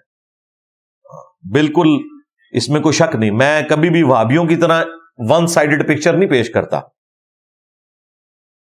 میں بالکل اصول پہ مبنی بات کرتا ہوں. کیوں؟ کیونکہ نہ میں وہابی نہ میں بابی، میں ہوں مسلم علمی کتابی. نہ ہم وہابی ہیں نہ بابوں کے ماننے والے بابی ہیں. جہاں دین کی باری آئے گی ہم یہ کہیں گے اللہ اور اس کا رسول بہتر جانتے ہیں. صحابہ کرام کا یہ تقیہ کلام تھا. بخاری مسلم میں درجنوں احادیث ہیں. جب کبھی بھی نبی علیہ السلام ان سے کوئی سوال کرتے تھے تو احتراماً کہتے تھے اللہ اور اس کا رسول بہتر جانتے ہیں. یہاں پر آپ اللہ اور اس کا رسول بہتر جانتے ہیں یہ آپ نے ضرور کہنا ہے. لیکن جہاں پر تکوینی امور آئیں گے، تقدیر سے متعلق چیزیں آئیں گی، وہ خاص اللہ کے ساتھ خاص ہے. یہ فرق آپ نے ذہن میں رکھنا ہے. لیکن یہ لوگ امت کو اس طرح دھوکہ دیتے ہیں. ایک حدیث بخاری مسلم کی جس کا کوئی لینا دینا نہیں تھا، اس کے اوپر پورے کا پورا عقیدہ گھاڑ دیا انہوں نے. وہ حدیث کچھ اور تھی کہ اللہ تعالیٰ جس کے ساتھ بھلائی کا ارادہ فرماتا ہے اسے دین کی فقہ عطا فرما دیتا ہے، ٹرو انڈرسٹینڈنگ، سمجھ بوجھ. اس کے بعد اگلا جملہ تھا واللہ معطی انا قاسم، اللہ عطا کرتا ہے میں تو صرف تقسیم کرتا ہوں. انہوں نے آدھا جملہ اٹھایا یہ والا. اعلی حضرت نے تو پوری نعت لکھ دی، اس میں یہ شعر کہہ دیا رب ہے معطی یہ ہے قاسم، رزق اس کا ہے کھلاتے یہ ہیں. اور رزق کا تو ذکر ہی کوئی نہیں اللہ کے بندو اس کے اندر. اس میں تو اللہ کے محبوب علیہ السلام کہہ رہے ہیں کہ اللہ تعالیٰ جس کے ساتھ بھلائی کا ارادہ فرماتا ہے اسے دین کی سمجھ بوجھ عطا فرما دیتا ہے. مراد یہ کہ میرا کام تو ہے دین سکھانا، باقی اللہ جس کے ساتھ بھلائی کا ارادہ فرمائے اسے بات سمجھ آ جائے. واللہ معطی انا قاسم، دیتا اللہ ہے میں تو صرف تقسیم کرتا ہوں. یعنی یہ دین کا علم، قرآن و سنت کا نالج یہ اللہ نے مجھے دیا، میں صرف تقسیم کر رہا ہوں. وہی جو قرآن میں ہے وما علینا الا البلاغ، ہمارے ذمہ تو نہیں مگر پہنچا دینا. اس میں رزق کی تقسیم کہاں سے آ گئی؟ یہ تو دین سکھانے کی بات ہو رہی تھی. امام بخاری نے اس کے اوپر باب باندھا ہے کہ اللہ تعالیٰ جس کے ساتھ بھلائی کا ارادہ فرماتا ہے اسے دین کی فقہ عطا فرماتا ہے. انہوں نے چیپٹر کی ہیڈنگ یہ بنائی. انہوں نے یہ نہیں ہیڈنگ بنائی ہے کہ اللہ تعالیٰ رزق دیتا ہے اور نبی تقسیم کرتے ہیں. امام بخاری نے ڈکا لا دیتا کہ کوئی غلط رزلٹ نہ کر لے دے. ہماری جان، مال، عزت، آبرو، سب کچھ رسول اللہ کے قدموں پر قربان. لیکن رسول اللہ صلی اللہ علیہ وآلہ وسلم نے کسی شخص کی محبت کو اس وقت تک قبول نہیں کرنا جب تک کہ وہ عقیدہ توحید کی اصلاح نہ کر لے. ذہن میں رکھیے گا. اس طرح کی محبت نبی علیہ السلام کو نہیں چاہیے کہ جس میں آپ رسول اللہ کو اللہ کے مقابلے کے اوپر کھڑا کرتے ہیں. اگر ایسا کوئی نظریہ ہے تو میرے بھائی پھر نبی علیہ السلام کے معاملے میں تو کان کھول کر سن لیں، آپ کا اعلان برات ہے۔ قرآن حکیم کی درجنوں آیات اس پر گواہ ہے کہ جس قدر ایمفیسائز اللہ تعالیٰ نے توحید پر کیا ہے اور شرک کی مذمت کی ہے، اور کسی ٹاپک کو اس طریقے سے ایڈریس نہیں کیا گیا۔ قرآن حکیم میں اللہ تعالیٰ نے دو مقامات کے اوپر ایک ہی صورت میں اس ٹروتھ کو ریپیٹ کیا ہے۔ ان اللہ لا یغفر ان یشرک بہ، بے شک اللہ تعالیٰ اس گناہ کو کبھی بھی معاف نہیں کرے گا۔ اگر کوئی قیامت کے دن اس گناہ کے ساتھ آیا، دنیا میں تو معافی ہو جائے گی، آخرت میں کوئی اس حال میں آیا کہ دنیا میں اس نے اس گناہ سے توبہ نہ کی، کون سا گناہ؟ ان یشرک بہ، کہ وہ اللہ کے ساتھ شرک کرتا ہوا۔ وَيَغْفِرُ مَا دُونَ ذَلِكَ لِمَن يَشَاءُ، اور شرک کے علاوہ جتنے بھی گناہ ہیں وہ اللہ تعالیٰ معاف کر دے گا، وہ بھی اوپن لائسنس نہیں، جس کے لیے چاہے گا۔ وَمَن يُشْرِكْ بِاللَّهِ فَقَدْ ضَلَّ ضَلَالًا بَعِيدًا، اور جو کوئی شرک میں مبتلا ہوا بے شک وہ گمراہی میں دور بھٹک گیا۔ اور پھر اس کا جو کلائمیکس ہے سورۃ المائدہ کی آیت نمبر 72، اس کائنات میں سب سے بڑا شرک جس ہستی کے نام پر کھڑا کیا گیا وہ ایک پیغمبر تھے، عیسیٰ ابن مریم علیہ السلام۔ اللہ نے ان کی طرف سے خود صفائی پیش کی ہے۔ لقد کفر الذین قالوا ان اللہ هو المسیح ابن مریم، بے شک وہ لوگ کھلا کفر کر رہے ہیں جو یہ کہہ رہے ہیں کہ عیسیٰ ابن مریم ہی اللہ ہے۔ وقال المسیح، جبکہ مسیح تو یہ کہا کرتے تھے، یا بنی اسرائیل، اے اولاد یعقوب،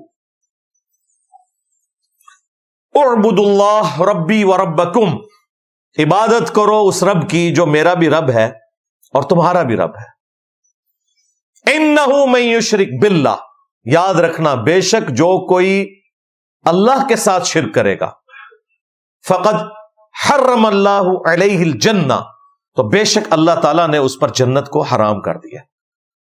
ومأواہ النار وما للظالمین من انصار، اس کا ٹھکانہ ہے آگ اور وہاں اس کا کوئی مددگار نہیں ہوگا، والعیاذ باللہ تعالی۔ حتیٰ کہ بخاری مسلم میں یہاں تک الفاظ ہیں کہ اللہ تعالیٰ نے ہر نبی کو کوئی نہ کوئی دعا دی تھی جو اس نے دنیا میں کر لی، مقبول دعا جو اللہ نے قبول بھی کر لی، اور میں نے اپنی دعا کو سنبھال کے رکھا ہے قیامت کے دن کے لیے۔ میری اس دعا سے میرے ہر امتی کو نفع پہنچے گا، وہ دعائے شفاعت، سوائے اس کے کہ جس نے دنیا میں کسی قسم کا شرک کیا۔ یہ وہی بات، انہ من یشرک باللہ فقد حرم اللہ علیہ الجنہ ومأواہ النار وما للظالمین من انصار۔ تو نبی علیہ السلام نے تو کلیئر کٹ بتا دیا ہے۔ مسلم شریف میں حدیث ہے، ابن مسعود کہتے ہیں کہ شب معراج نبی علیہ السلام کو 3 گفٹ ملے تھے۔ نمبر 1، 5 نمازوں کا تحفہ، پہلے 50 تھی، کم ہو کے 5 ہوئی فائنل۔ نمبر 2، سورۃ البقرہ کی آخری 2 آیات، آمن الرسول بما انزل الیہ من ربہ والمؤمنون۔ اور نمبر 3، آپ کا جو کوئی امتی شرک نہیں کرے گا نا، اس کے لیے مغفرت کی بشارت ہے، at the end of the day وہ بخشا جائے گا۔ تو شرک is the most sensitive issue in the sight of Allah. یہی وجہ ہے کہ ہر نماز کی ہر رکعت میں قیام کی حالت میں سورۃ الفاتحہ کے بغیر نماز نہیں ہوتی، اور سورۃ الفاتحہ میں ہم اللہ تعالیٰ سے اپنے اس عقیدے کا اظہار کرتے ہیں، ایاک نعبد و ایاک نستعین۔ میں حیران ہوتا ہوں کہ نماز پڑھنے والا مسلمان جو ہر رکعت میں یہ پڑھے، وہ کیسے نماز پڑھنے کے بعد مسجد کے ساتھ ملحقہ مزار پہ جا کے بابے کو پکار سکتا ہے، جو نماز میں یہ کہہ کے آیا ایاک نعبد و ایاک نستعین، اے اللہ عبادت بھی صرف تیری کریں گے اور مدد یعنی دعا وہ صرف تجھی سے کریں گے. تو یہ حیرانگی کی ریزن میں آپ کو بتاؤں کیا ہے, یہ ایسا کیوں کرتا ہے. ان کو یہ باپا جانی اور ان کے بزرگوں نے یہ پڑھا دیا ہے کہ جی ہم امی سے روٹی نہیں مانگتے, تو اگر ہم بابے سے مانگ لیں گے تو اس میں کون سا شرک ہے. یہ باپا جانی کی ایک ویڈیو میں کہہ رہے تھے کہ اگر ایک ڈسپرین کی گولی جو ہے وہ مشکل کشا ہو سکتی ہے تو بابا کیوں نہیں ہو سکتا. تو باپا جانی پھر بابے کے پاس ہی جانا تھا نا. جب پیشاب بند ہوا تھا تو آغا خان سے کیوں جا کے آپریشن کروایا تھا, جاتے کسی مزار کے اوپر. ختنہ بھی کسی بزرگ سے جا کے کرواتے نگاہ مار کے. ہاں, کیڑا بابا جے کڈو جو نگاہ مار کے آپریشن کرتا ہے. ہم ایک نو مولود بچہ لے جائیں گے, اس کے سامنے وہ نگاہ مار کر اس کے ختنے کرے بغیر بلیڈ مارے, اور اگر ختنہ نہ ہوا, یہ کم از کم سزا ہونی چاہیے جن لوگوں نے اتنا شرک پھیلایا ہوا ہے. تماشا لگایا ہوا ہے ان لوگوں نے. تو کہتے ہیں امی سے روٹی نہ مانگے ہم, اور بھائی مری ہوئی امی سے تو کوئی نہیں مانگتا. جو سامنے امی موجود ہے, مری کیا زندہ بھی ہو سامنے نہ ہو, اس سے تو نہیں کوئی روٹی مانگتا. نہیں جی شہید زندہ ہے. سرکار شہید زندہ ہے تو اس کی بیوہ اس کی شہادت کے بعد اگلی شادی کیوں کر لیتی ہے؟ کیا وہ بدکار عورت ہوتی ہے؟ نہیں نہیں, وہ زندہ اور ہے, یہ زندہ اور ہے. ہاں آیا نا داڑ تھلے. ہاں ہوں پتہ لگا داڑ تھلے آنا کیوں ہوتا ہے. یہ کن چیزوں کو کن کے ساتھ جوڑتے ہیں. اللہ کے بندو, اللہ سے ڈر جاؤ, یہ دھوکے دینے بند کرو. یہ سارے دھوکے مجھے اس لیے پتا ہے کہ ہم خود دیتے رہے. جب سمجھ آئی تو پتا چلا کہ یار کہاں انہوں نے 2 نمبری کی ہے. اور بھائی امی سے روٹی مانگنا کوئی شرک نہیں. قرآن میں حکم ہے وَتَعَاوَنُوا عَلَى الْبِرِّ وَالتَّقْوَى وَلَا تَعَاوَنُوا عَلَى الْإِثْمِ وَالْعُدْوَانِ. نیکی اور پرہیزگاری کے کاموں میں ایک دوسرے کی مدد کرو اور برائی میں الگ رہو. یہ ہمیں قرآن نے حکم دیا ہے کہ ہم نے ظاہری اسباب میں ایک دوسرے کی مدد کرنی ہے. یہ دعا نہیں ہے, یہ ظاہری اسباب ہیں. آپ میرے سامنے ہیں, میں آپ کو کہتا ہوں مجھے پانی پلا دو, بالکل درست ہے. لیکن آپ یہاں پہ موجود نہیں, بغداد میں ہیں اور وہاں بھی قبر کے اندر دفن ہے, اور میں آپ سے کہتا ہوں کہ مجھے پانی پلا دیں, یا غوث پاک 2 بوتلیں نیسلے دیا پھجوا دو ذرا, تو غوث پاک نہیں بھیج سکتے 2 بوتلیں نیسلے کی. ہاں ان کے مزار پہ کھڑا ہوا کوئی شخص وہ اپنے کسی دوست کو فون کرے پاکستان میں اور وہ 2 نیسلے کی بوتلیں آپ کے لیے بھجوا دے, وہ ایک الگ بات ہے. خود نہیں وہ کچھ کر سکتے. یہ ان چیزوں کو پکڑ کے تو بابوں کو پکارنا شروع کر دیتے ہیں پوری ڈٹائی کے ساتھ, بے شرمی کے ساتھ. ظاہری اسباب کا کوئی لینا دینا نہیں ہے کہ آپ غائب میں کسی کو مدد کے لیے پکاریں اس طریقے سے. پھر بھی سمجھ نہ آئے تو ہم اس سے آسان مثال پیش کرتے ہیں. مجھے بتائیں بارش کون برساتا ہے؟ اللہ. ڈیوٹی کس کی ہے؟ فرشتوں کی. اگر ہم بارش فرشتوں سے مانگیں گے تو مشرک ہو جائیں گے. بخاری مسلم اٹھا کے دیکھیں, بارش نہیں ہوتی تھی, صحابہ اکرام نبی علیہ السلام سے آ کے دعا کرواتے تھے, یا نبی علیہ السلام صلاۃ الاستسقاء پڑھا کرتے تھے. نماز پڑھی جاتی ہے, اس کے بعد دعا, اسے بارش کی نماز کہا جاتا ہے. اللہ سے مانگا کرتے تھے. نبی علیہ السلام نے تو اپنی امت کو کہیں نہیں کہا کہ جی حضرت میکائیل علیہ السلام کی ڈیوٹی لگی ہوئی ہے, لہذا بزرگوں کی ڈیوٹیاں لگی ہوتی ہیں تو آپ حضرت میکائیل سے ڈائریکٹ بارش مانگ لیا کرو. نبی علیہ السلام کی تو زیادہ فرینکنس تھی نا. آپ کہہ سکتے تھے میکائیل بارش برسا دو کہ گرمی کا موسم قریب آ رہا ہے, یہ نہیں کہہ سکتے. اور نہ ہم یہ کہہ سکتے ہیں کہ فرشتوں یہ پیغام دے دو کہ خادم تمہارا سعید آ رہا ہے. نہیں, فرشتوں کو ہم کچھ نہیں کہیں گے, ہم نے اللہ سے کہنا ہے اللہم صلی علی محمد وعلی آل محمد. اللہ نے ہمارا درود و سلام نبی علیہ السلام تک پہنچانا ہے.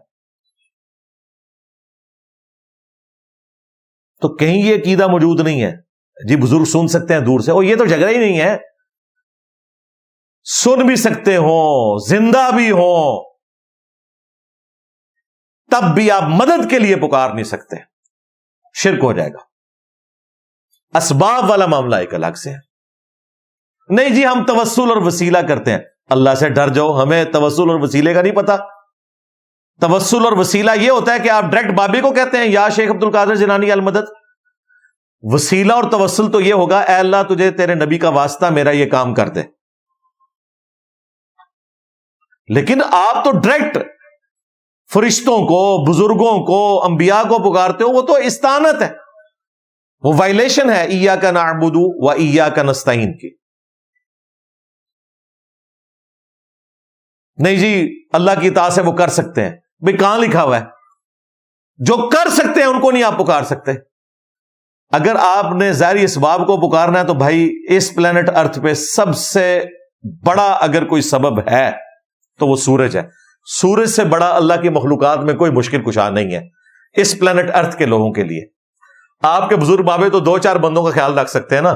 سورج تو 8 ارب انسانوں اور خرب مخلوقات کی زندگی کا سبب ہے اس پلانٹ ارتھ پہ. سورج کی وجہ سے موسم تبدیل ہوتے ہیں، سورج کی وجہ سے ہوائیں چلتی ہیں، سورج کی وجہ سے بارش ہوتی ہے، سورج کی وجہ سے کھیتیاں، درخت، پودے اپنی خوراک تیار کرتے ہیں. ان خوراکوں کو جانور کھاتے ہیں، پھر بڑے جانور ان جانوروں کو کھاتے ہیں. ہم انسان بھی ان کھیتیوں سے اور جانوروں کو کھا کے اپنی خوراک حاصل کرتے ہیں. اگر سورج ختم ہو جائے پلانٹ ارتھ پہ کوئی بھی مخلوق زندہ نہیں رہے گی. تو مجھے بتائیں سورج سے بڑا مشکل کشا کون ہے پھر؟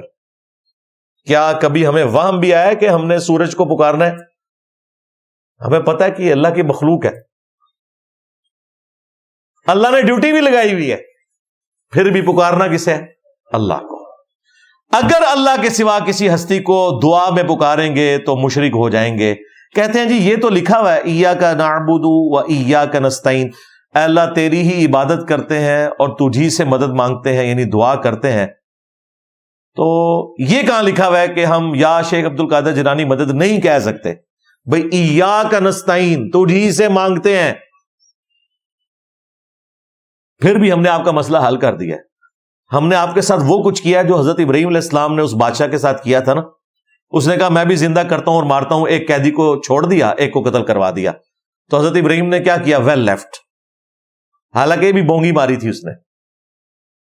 زندہ کرنا مارنا یہ تھا کہ جسے قتل کیا تھا اسے دوبارہ زندہ کرتا. لیکن ابراہیم علیہ السلام کو پتا تھا کہ یہ دھوکہ دے دے گا. ان کا آگے چل، میرا رب وہ ہے جو مشرق سے سورج نکالتا ہے، تو مغرب سے نکال کے بتا. بس وہیں وہ ہکا بکا رہ گیا کافر. ہم بھی یہی کچھ کر رہے ہیں ان کے ساتھ. ہم کہتے ہیں ٹھیک ہے یار چھوڑو، ایاک نستعین کا مطلب تم یہ کہتے ہو نا کہ اس میں ہے کہ صرف اللہ ہی سے مانگتے ہیں، لیکن یہ نہیں لکھا ہوا کہ کسی اور سے نہیں مانگتے. ہم کہتے ہیں آگے چل، ہم بھی ابراہیمی ہیں، آگے چل، ہم تجھے دکھا دیتے ہیں وہ آیت بھی جس میں منع کر دیا گیا.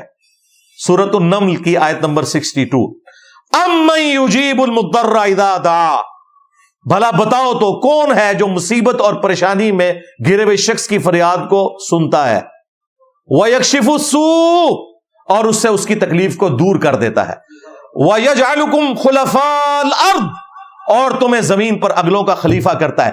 أَإِلَٰهٌ مَّعَ اللَّهِ، کیا اللہ کے ساتھ کوئی اور معبود بھی ہے جس کی یہ کوالٹیز ہوں؟ قَلِيلًا مَّا تَذَكَّرُونَ، بہت کم ہی تم نصیحت حاصل کرتے ہو.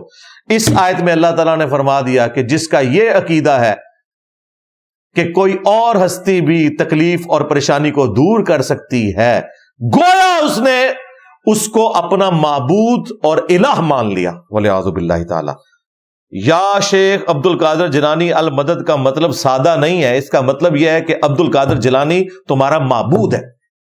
یہ قرآن کہہ رہا ہے الہ مع اللہ. تمہارا یہ گلہ بھی ہم نے دور کر دیا کہ بتاؤ کہاں لکھا ہوا ہے کہ اس طرح پکارا جائے تو شرک ہو جائے گا. جی لکھا ہوا ہے، پوری ڈٹائی کے ساتھ، بے شرمی کے ساتھ غلط عقائد اور نظریات امت کے اندر یہ عام کرتے ہیں. یہی 2-4 جملے ہیں جو انہوں نے رٹے ہوئے ہیں جس کے اوپر امت کو دھوکہ دیا ہے. او جی غیر اللہ کی مدد کا تو قرآن میں ذکر ہے. جی کدھر؟ یا ایھا الذین آمنوا استعینوا بالصبر والصلاۃ، اے ایمان والو صبر اور نماز کے ذریعے مدد چاہو. کہتے ہیں یہ دیکھ لیں صبر بھی غیر اللہ ہے، نماز بھی غیر اللہ ہے. جن لوگوں کی سمجھدانی اتنی ہے تو پھر اس امت کا جو یہ حال ہوا ہے وہ بالکل ٹھیک ہوا ہے. اس کا کیا مطلب ہے؟ المدد یا نماز، المدد یا صبر. تو یہ تو کوئی بریلوی، میں نے کہیں بریلویوں کا سٹیکر نہیں، شیعہ کا سٹیکر نہیں دیکھا، المدد یا نماز، المدد یا صبر. تو ہمیں کیوں دوست لگاتے ہو؟ تم تو خود نہیں اس سے مدد مانگ رہے. نہیں اس کا مطلب وہ ذرا ڈیفرنٹ ہے. جی وہ والا جو ڈیفرنٹ ہے نا، وہ اسی آیت میں آگے لکھا ہوا ہے، ان اللہ مع الصابرین، بے شک اللہ تعالیٰ صبر کرنے والوں کے ساتھ ہے. تو یہ اللہ کی مدد مانگی جا رہی ہے کہ صبر کرو، نماز پڑھو، اللہ کی مدد آ جائے گی. اور صبر اور نماز سے مدد نہیں مانگنی. صبر اور نماز وہ اعمال ہیں جو اللہ کی مدد کا ذریعہ بنتے ہیں. یہ مطلب تھا اس کا. اے دیکھ لو انہوں دی ٹوٹل سمجھدانی یہ، اور یہ وہ دلیل ہے جو ان کی سب سے بڑی ہے.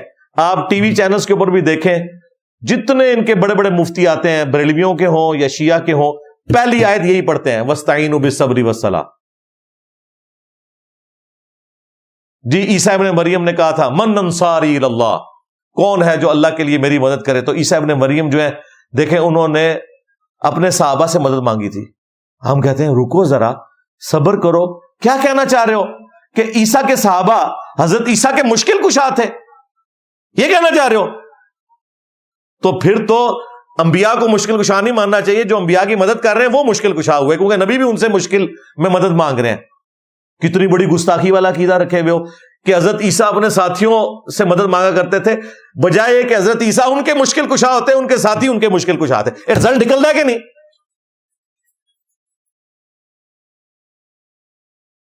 اور بھائی اس کا مطلب یہ ہے کہ ظاہری اسباب میں اللہ تعالیٰ نے انبیاء اکرام کے ساتھیوں کو ان کے ساتھ اٹیچ کیا کہ ان کی مدد کریں.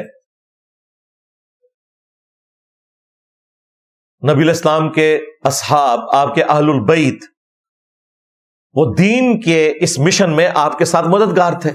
المدد والا کون سا معاملہ ہو گیا؟ یہ ظاہری اسباب والا ہے. اور پھر مجھے بتائیں کہ حضرت امیر حمزہ رضی اللہ تعالیٰ عنہ وعلیہ السلام غزوہ بدر میں بھی آرمی چیف، غزوہ احد میں بھی آرمی چیف، غزوہ خندق میں نبی علیہ السلام نے انہیں قبر سے نکال کے آرمی چیف کیوں نہیں بنا دیا؟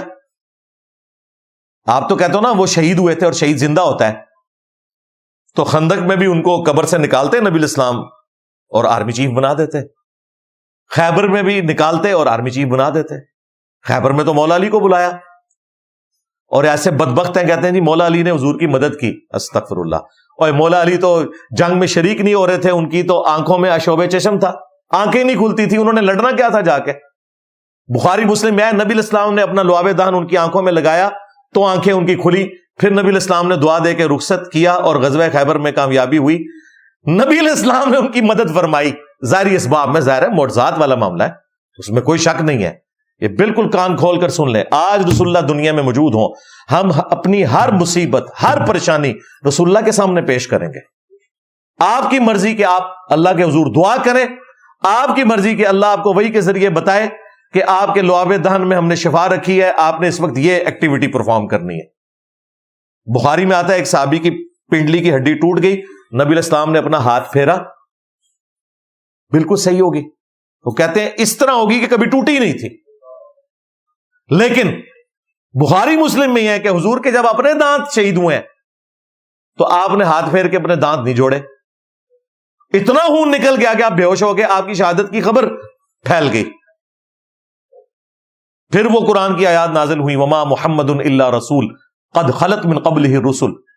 محمد تو نہیں مگر ایک رسول، ان سے پہلے بھی اور رسول گزر چکے ہیں. افإن مات او قتل، اگر یہ مر جائیں یا قتل ہو جائیں، یا پاکستان میں ترجمہ کر لیں اگر یہ وصال شریف فرما جائیں یا شہید شریف ہو جائیں، تو کیا تم اپنے دین سے الٹے قدم پھر جاؤ گے؟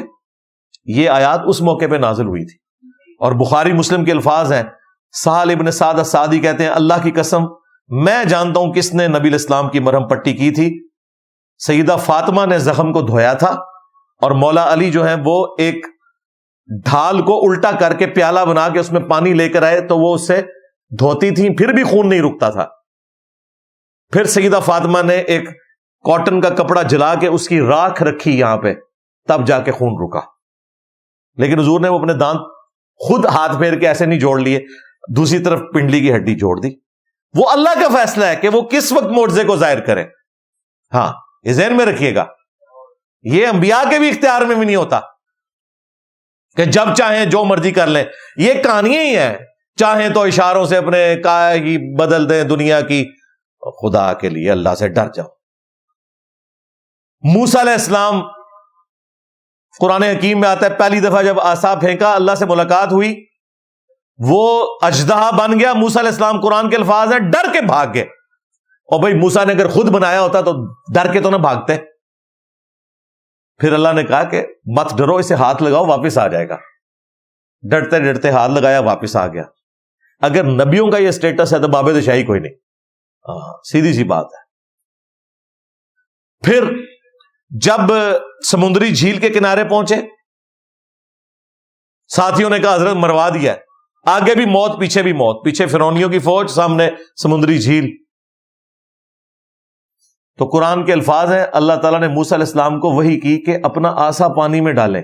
بھئی پہلے کیوں نہیں ڈال لیا؟ اس لیے کہ موسیٰ علیہ السلام کو تو نہیں پتا تھا. انہوں نے تو یہ ایکسپیرینس کیا تھا کہ اسے میں ڈالوں گا تو یہ اژدہا بنے گا. یہ ان کو نہیں پتا تھا کہ اسے پانی پہ ماروں تو راستہ بھی بن سکتا ہے, اور بننا بھی کوئی نہیں تھا اگر خود مارتے تو, کیونکہ اللہ تعالیٰ نے جب اس کے پیچھے امر کن کرنا ہے تو وہ آگے کام ہونا ہے. یہ آئیڈیا حضرت موسیٰ علیہ السلام کو تو نہیں آیا کہ میں عصا مارتا ہوں تو راستہ بن جائے گا. اگر نبیوں کا یہ سٹیٹس ہے نا تو بابے شاہی کوئی نہیں.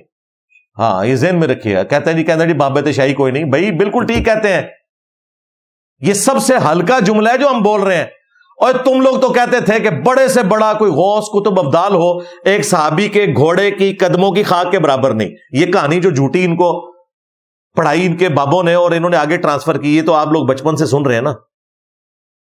ان کے عبد القادر جیلانی نے بھی یہ بات لکھی ہوئی ہے.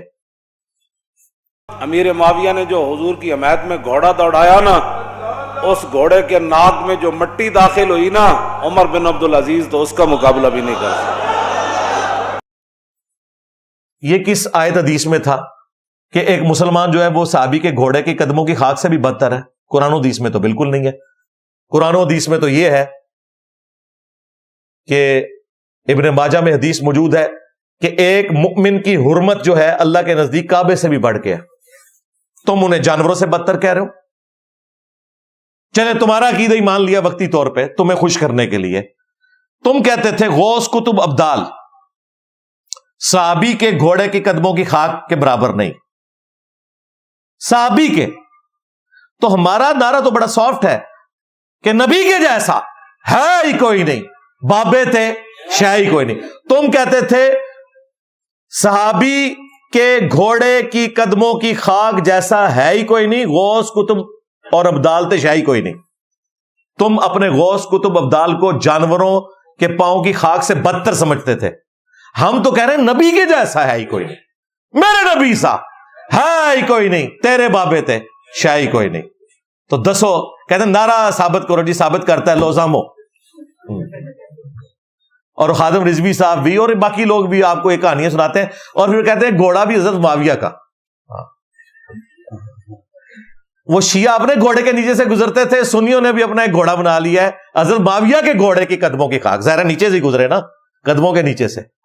بھائی نہ ہم سنیوں کے گھوڑے کو مانتے ہیں معاویہ گھوڑے کو, نہ ہم شیعہ گھوڑے کو مانتے ہیں. ہاں یہ کہانیاں کرانی چھوڑیں, بالکل فراڈ کے اوپر مبنی. اور ہمیں کہتے ہیں جی یہ تو بزرگوں کا احترام نہیں کرتا. اور سب سے بڑی بے احترامی تم نے کی ہے کہ بڑے سے بڑا غوث قطب ابدال صحابی کے گھوڑے کے قدموں کی خاک نہیں. تم اپنے بزرگوں کو جانوروں سے بدتر سمجھو. ہم یہ بھی نہیں کہہ سکتے کہ میرے نبی سا ہے ہی کوئی نہیں, تیرے بابے شاہی کوئی نہیں, جبکہ تمہارے بابوں نے اپنے ناموں کے کلمے پڑھائے ہوئے. ہاں اے زخم نہیں میں چھوڑنا تھوڑا. چشتی رسول اللہ پارٹی, شبلی رسول اللہ پارٹی, تھانوی رسول اللہ پارٹی, اور پتہ نہیں کتنے رسول اللہ انہوں نے بنایا ہوئے. توبہ توبہ استغفر اللہ. وہ ٹاپک پھر اور پاسے ٹور جائے گا, میرا پھر دماغ پھر جائے گا. تو یہ سارے کے سارے شرک کا کاروبار انہوں نے بزرگ بابوں کے اوپر چلایا ہوا ہے. ان کو کوئی شرم نہیں آتی, کوئی بالکل ان کو حیا نہیں آتی کہ قرآن میں ایاک نعبد و ایاک نستعین کے ہوتے ہوئے اتنی بڑی جرت کرنا کہ ایک مسلمان اللہ کے مقابلے پر کسی اور ہستی سے دعا مانگنا شروع کر دے. توبہ توبہ توبہ توبہ. اس کے پلے پھر کیا رہ گیا؟ کچھ بھی نہیں بچا. پاپا کرم کر دو, پاپا کرم کر دو, اور پھر رونا شروع کر دیتا ہے ایکٹنگ کر کے. اللہ سے ڈر جا, اللہ کے سامنے رونا چاہیے اس طرح, اللہ سے اس طرح مانگنا چاہیے. یہ لوگ کیا کریں گے؟ یہ تو اپنا کچھ نہیں کر سکتے, تم لوگوں کا کیا کرنا ہے انہوں نے؟ او زمانے گئے, او بابے میں مار چڈے جڑے وہاں اڑتے سن, ہاں وہ پہلے اڑتے سن, ان کو نہیں اڑتے. سب کہانی ہے. سب سے بڑا تو ان کا غوث اس وقت یہی ہے نا, باپا جانی. یہ کہتے ہیں نا بزرگ اڑتے ہیں, تو ٹھیک ہے منارے پاکستان سے بابا جانی کو لینڈ کرواتے ہیں, دکا نہیں دیتے, لینڈ کرواتے ہیں. اوے تمہارے بزرگوں کو تو اگر اڑتے ہوئے بوئنگ جہاز کے کاکپٹ میں پائلٹ سائڈ پہ کھڑے ہو جائے نا اور وہاں بٹھا دیا جائے نا, تو جا کے یہ آخرت میں لینڈ کریں گے. جہاز نہیں اتار سکتے انہوں نے, خود کیا انہوں نے اڑنا ہے, کہانیاں بنائی نے.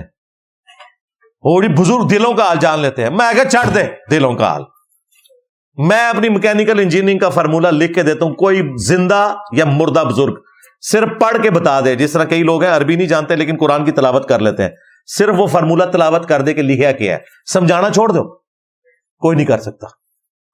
اینکا لگی ہیں ایڈی ایڈی موٹیاں, یہ باپا جانی کو بھی لگی ہوئی ہے. اینک لگا کے پڑھ رہے ہوتے ہیں اور لوگوں کو دلوں کے حال یہ جانتے ہیں.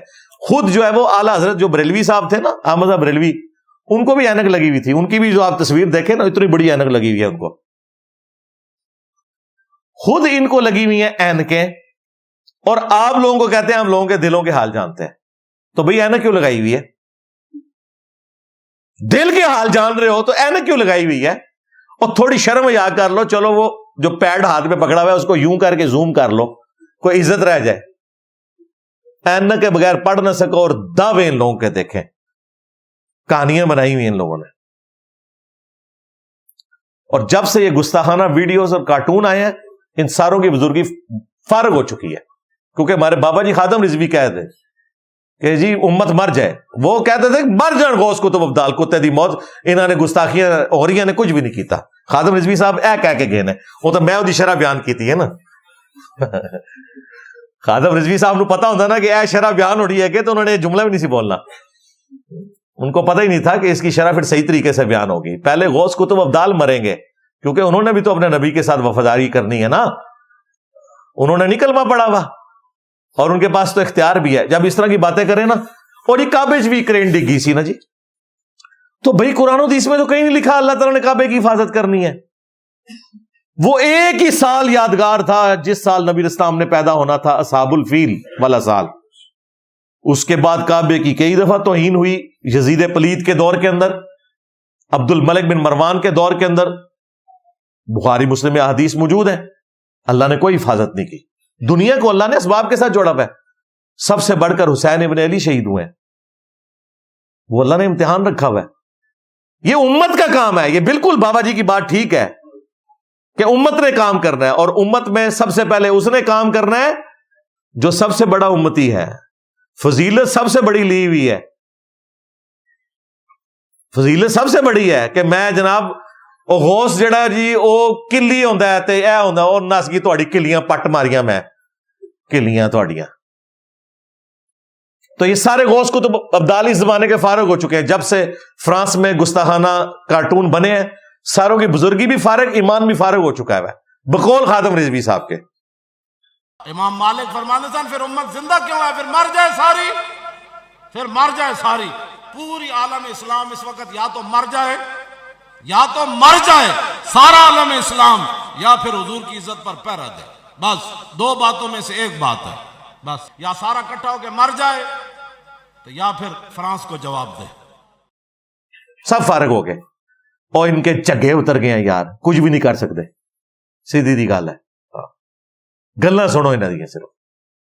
تو توحید کا جو معاملہ ہے میرے بھائی, یہ بالکل سینسٹیو ہے, اس میں بالکل زیرو ٹالرنس ہے. اس طرح کی جب بھی کوئی ایکٹیویٹیز دیکھیں ان کو جھٹک دیا کریں.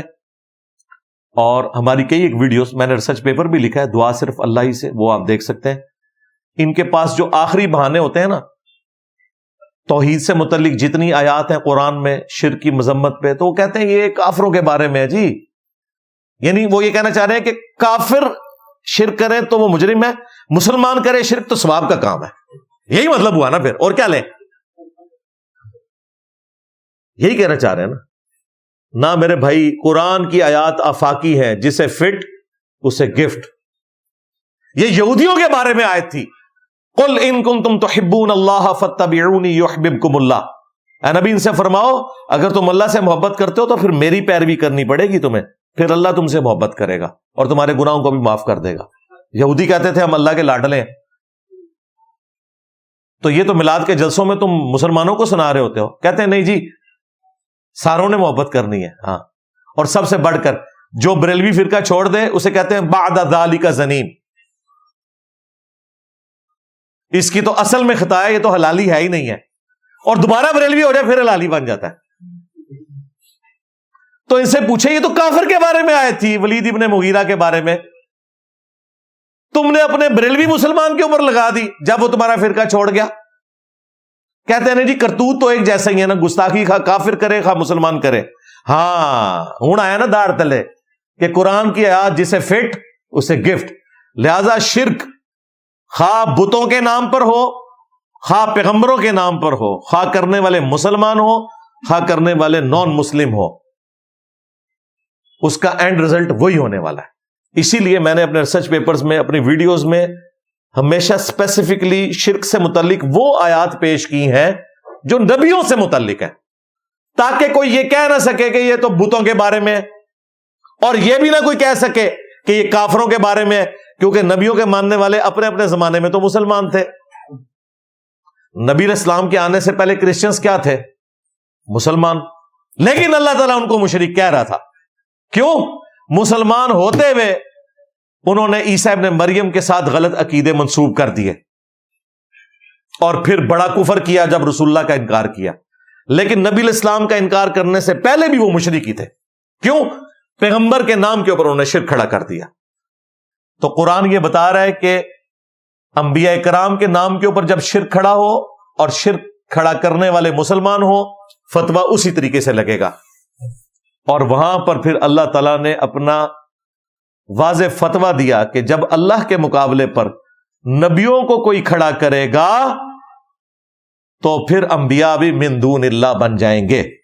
वैसे वो हिजबुल्लाह है, अल्लाह की पार्टी के लोग हैं, लेकिन जब अल्लाह के मुकाबले पे आप उनको खड़ा करोगे फिर वो क्या होंगे? मिन दूनिल्लाह। ये अक्सर कहते हैं ना जी, मिन दूनिल्लाह जहां भी आ रहे ये बुतों के बारे में ना अंबिया के बारे में। मैं इसी के ऊपर कंक्लूड करता हूं। सूरतुल माइदा में आयत नंबर 75 और 76 बिल्कुल मुसलमान का अकीदा वाज़े कर देती है। मल मसीह इब्न मरियम इल्ला रसूल, ईसा इब्ने मरियम तो नहीं थे मगर एक रसूल ही। कद खलत मिन क़ब्लिहि रुसुल, बेशक इनसे पहले और भी कई रसूल गुजर चुके हैं। व उम्मुहु सिद्दीक़ा, और उनकी मां एक सच्ची औरत थी। कौन? सईदा मरियम, औलिया की सरदार। और यहां उलुल अज़म 5 पैगंबरों में से एक ईसा इब्ने मरियम। अब अल्लाह ताला साथ क्या फरमा रहा है? काना याकुलान ताम, ये दोनों खाना खाया करते थे। यानी ईसा और उनकी वालदा रोटी खाते थे। ये अल्लाह ताला फर्क बता रहा है कि अल्लाह ताला खाने का मोहताज नहीं है, लेकिन ईसा और उनकी मां खाना खाने के मोहताज थे। और बकौल बरेलवियों की डॉक्ट्रिन के और शिया की डॉक्ट्रिन के खाना अफजल हो गया हजरत ईसा इब्ने मरियम से। यही करते हैं ना जी, अंग्रेज की बनी हुई चीज इतनी दूर से देख सकती है सैटेलाइट के जरिए, तो बुजुर्ग क्यों नहीं देख सकते? देखो मैं रोकिया, वैसे उन मैं ही रोक देता है क्या कह के, जिस कैमरा ऐसा आ रहा है बुजुर्गों की बुजुर्गी फिर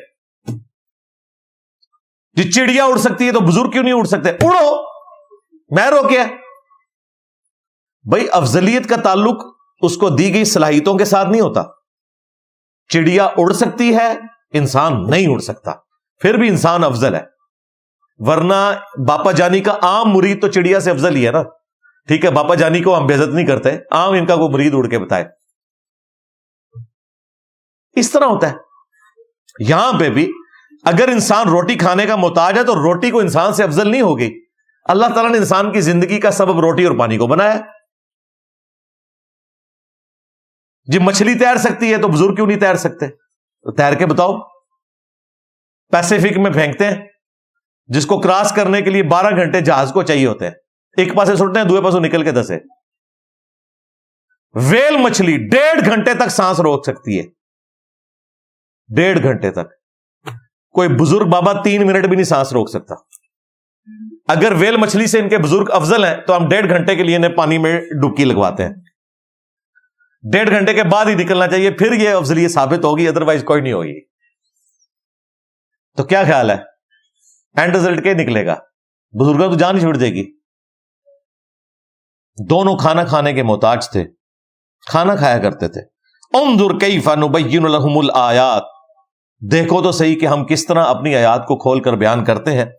ثم انظر انا یؤفکون, پھر ان کی طرف دیکھو کہاں الٹے پھرے جاتے ہیں. اللہ تعالیٰ کہہ رہا ہے کہ یہ کرسچنز, ان کو اتنا کھول کے میں بیان کر رہا ہوں کہ عیسیٰ اور ان کی ماں روٹی کھانے کے محتاج ہیں, اور ان کے بارے میں انہوں نے یہ عقائد منسوب کر دیے. قل اتعبدون من دون اللہ, اے نبی ان سے فرماؤ کیا تم من دون اللہ, آ گیا من دون اللہ کسے کہا؟ عیسیٰ اور ان کی والدہ کو, بتوں کو نہیں. کیا تم اللہ کو چھوڑ کر ان ہستیوں کی عبادت کرتے ہو؟ اچھا, جب ہم یہ بات کرتے ہیں نا, کہتے ہیں ٹھیک ہے جی من دون اللہ ہم نے مان لیا, ہو جاتے ہیں. لیکن دیکھیں اس میں آیا کہ اللہ کو چھوڑ کر ان ہستیوں کی عبادت کر رہے ہو. تو ہم تو شیخ عبد القادر جیلانی کی عبادت نہیں کرتے, ہم تو نبی علیہ السلام کی عبادت نہیں کرتے. تو یہ ہمارے پہ فٹ ہی نہیں ہوتا, یہ آپ زیادتی کر رہے ہیں. یہاں تو عبادت کرنے کا ذکر ہے, ہم تو کہتے ہیں محمد عبدہ ورسولہ, ہم تو شیخ عبد القادر جیلانی کو بھی اللہ کا بندہ مانتے ہیں. تو ہم نے کیا کہا تھا, رکو ذرا, صبر کرو, آگے چل. ساتھ لکھا ہے ما لا یملک لکم ضرا ولا نفعا, عیسیٰ اور ان کی ماں نہ تمہارے نقصان کے مالک ہیں نہ نفع کے مالک ہیں. اب بتاؤ جی, عبادت والی بات پیچھے رہ گئی. اللہ تعالیٰ فرما رہا ہے عیسیٰ اور ان کی ماں تمہارے نفع نقصان کے مالک نہیں. یعنی جو نفع نقصان کا مالک ہو اسی کی عبادت ہو سکتی ہے. اور عبادت میں صرف سجدہ نہیں ہے, دعا بھی عبادت ہے. ہاں جی, ابو داؤد ترمذی کی حدیث ہے الدعاء هو العبادہ, لہذا یہ تعبدون میں عبادت میں آتا ہے, عبادت بھی کر رہے ہیں یہ بزرگوں کی, دعا ہی عبادت ہے. پھر نبی علیہ السلام نے سورہ مومن کی آیت نمبر 60 تلاوت کی, ادعونی استجب لکم, اے میرے بندو مجھ سے مانگو میں تمہیں عطا کروں گا. ان الذین یستکبرون عن عبادتی, بے شک جو لوگ میری عبادت سے تکبر کریں گے میں انہیں ذلیل و خوار کر کے آگ میں پھینکوں گا, جہنم میں ڈالوں گا. یہاں نبی علیہ السلام نے کہا کہ دعا ہی عبادت ہے, اور جو دعا کرنے سے تکبر کرے وہ جہنم میں جائے گا. یہاں لہذا قل اتعبدون من دون اللہ میں عبادت بھی آتی ہے, کیونکہ غیر اللہ کو پکارنا مدد کے لیے عبادت ہے. صرف پکارنے میں کوئی مسئلہ نہیں, ہم نماز میں پکارتے ہیں السلام علیکہ ایھا النبی, السلام علیکہ یا نبی اللہ, ایک ہی بات ہے. بخاری مسلم میں جب تم پڑھو گے زمین و آسمان میں ہر نیک بندے تک تمہارا سلام اللہ پہنچا دے گا, کیونکہ ساتھ پڑھتے ہیں نا السلام علینا وعلی عباد اللہ الصالحین. پکارنے میں کوئی مسئلہ نہیں, لبیک یا رسول اللہ کہیں, لبیک یا حسین کہیں, المدد جیسے ہی کہیں گے فارغ. جی حضرت سلیمان علیہ السلام نے چیونٹیوں کی آواز دور سے سن لی تھی, آپ کہتے ہیں بزرگ دور سے نہیں سن سکتے. ہم کیا کہہ رہے ہیں نہیں سن سکتے, ہمارا تو اختلاف ہی نہیں ہے. اختلاف یہ ہے کہ سن سکتے بھی ہوں, اختیار بھی ہو, جس طرح حضرت میکائیل علیہ السلام کو ہے, سب کچھ ہو, پھر بھی آپ مدد کے لیے پکار نہیں سکتے. ویسے پکارنا ہے محبت کے لیے آپ پکاریں, مدد کے لیے نہیں پکارنا. یہاں پہ اللہ تعالیٰ فرما رہا ہے نہ وہ تمہارے نقصان کے مالک ہیں نہ نفع کے. واللہ هو السمیع العلیم, اور اللہ ہی سننے والا ہے اور علم والا ہے. یہ اللہ ہی کی کوالٹی ہے کہ ہر مخلوق کو ہر وقت سننا اور اس کا علم رکھنا. اللہ کے سوا مخلوق میں یہ کمپیٹنسی نہیں ہے. یہ سیم باتیں خود ہمارے محبوب علیہ السلام کے لیے بھی آئی ہیں. سورۃ الاعراف میں آیت نمبر 188. اس کے بعد بھی اگر کسی کا عقیدہ کلیئر نہ ہو تو ہم اسے کہیں گے کہ اللہ سے ڈر جا, اپنی اصلاح کر لے. قل لا املک لنفسی نفعا ولا ضرا, اے نبی تم فرماؤ میں تو اپنی جان کے لیے بھی نہ کسی نفع کا مالک ہوں نہ کسی نقصان کا. بھائی اعلی حضرت کا ہی ترجمہ پڑھ لو, احمد بریلوی صاحب کا, ہمیں چھوڑو. الا ما شاء اللہ, مگر جو اللہ میرے لیے چاہے. اب مجھے بتائیں اگر نبی علیہ السلام کے لیے بات ہو رہی ہے تو تیرے بابے تو شاہی کوئی نہیں, لے جاؤ بابے تو دبو انہوں. وَلَوْ كُنْتُ أَعْلَمُ الْغَيْبِ، اور اگر میں خود سے غیب کو جان لیتا، لَاسْتَكْثَرْتُ مِنَ الْخَيْرِ، تو میں خیر کثیر جمع کر لیتا۔ نبی ہوتا ہی وہ ہے جس کے پاس غیبی خبر آتی ہے۔ نبی کے لیے جو علم غیب نہ مانے وہ کافر ہے، گمراہ نہیں ہے، کافر ہے۔ تو قرآن کا فتویٰ ہے وَمَا كَانَ اللَّهُ لِيُطْلِعَكُمْ عَلَى الْغَيْبِ، اللہ کی یہ شان نہیں کہ ہر ایک کو غیب پر اطلاع دے، وَلَكِنَّ اللَّهَ يَجْتَبِي مِن رُسُلِهِ مَن يَشَاءُ، بلکہ اللہ تعالیٰ اپنے رسولوں میں سے جسے چاہتا ہے چن لیتا ہے، انہیں غیبی خبریں دیتا ہے۔ نبی تو ہوتا ہی وہ ہے جس کے پاس اللہ کی طرف سے غیبی خبر ہے، لیکن خود نہیں وہ حاصل کر سکتا، یہ کمپیٹنسی نہیں ہے، یہ اس کا ذکر ہے۔ اگر میں خود غیب جان لیتا تو میں خیر کثیر جمع کر لیتا۔ خیر کثیر کیا؟ میں مستقبل کو فورسی کر کے پہلے ہی نقصان سے بچ جاتا۔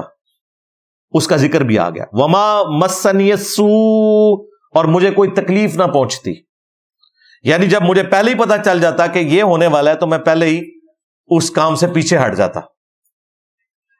یہ اللہ تعالیٰ نے واضح بیان فرما دیا عقیدہ، ان انا الا نذیر و بشیر، میں تو نہیں ہوں مگر ڈر سنانے والا اور خوشخبری سنانے والا، لقوم یؤمنون، ان لوگوں کو جو بات ماننا چاہیں، جو ایمان لانا چاہیں، ان تک میں اللہ کی طرف سے اس کا نمائندہ بن کے آیا ہوں۔ تو یہ نبی الاسلام کا سٹیٹس ہے، تو بابد شاہی کوئی نہیں۔ یہ ایک فیوریٹ ٹاپک ہے، میرا خیال ہے میں نے اس مختصر وقت میں جتنا آپ کو سمجھا دیا اتنا ہی کافی ہے۔ میں اپنی گفتگو کو کنکلوڈ کرتا ہوں اس حدیث کے اوپر جو بخاری اور مسلم دونوں میں موجود ہے۔ نبی الاسلام نے چند اصحاب کو دعوت و تبلیغ کے لیے روانہ کیا، کافروں نے دھوکے کے ساتھ انہیں راستے میں شہید کر دیا۔ 70 کے قریب وہ اصحاب تھے۔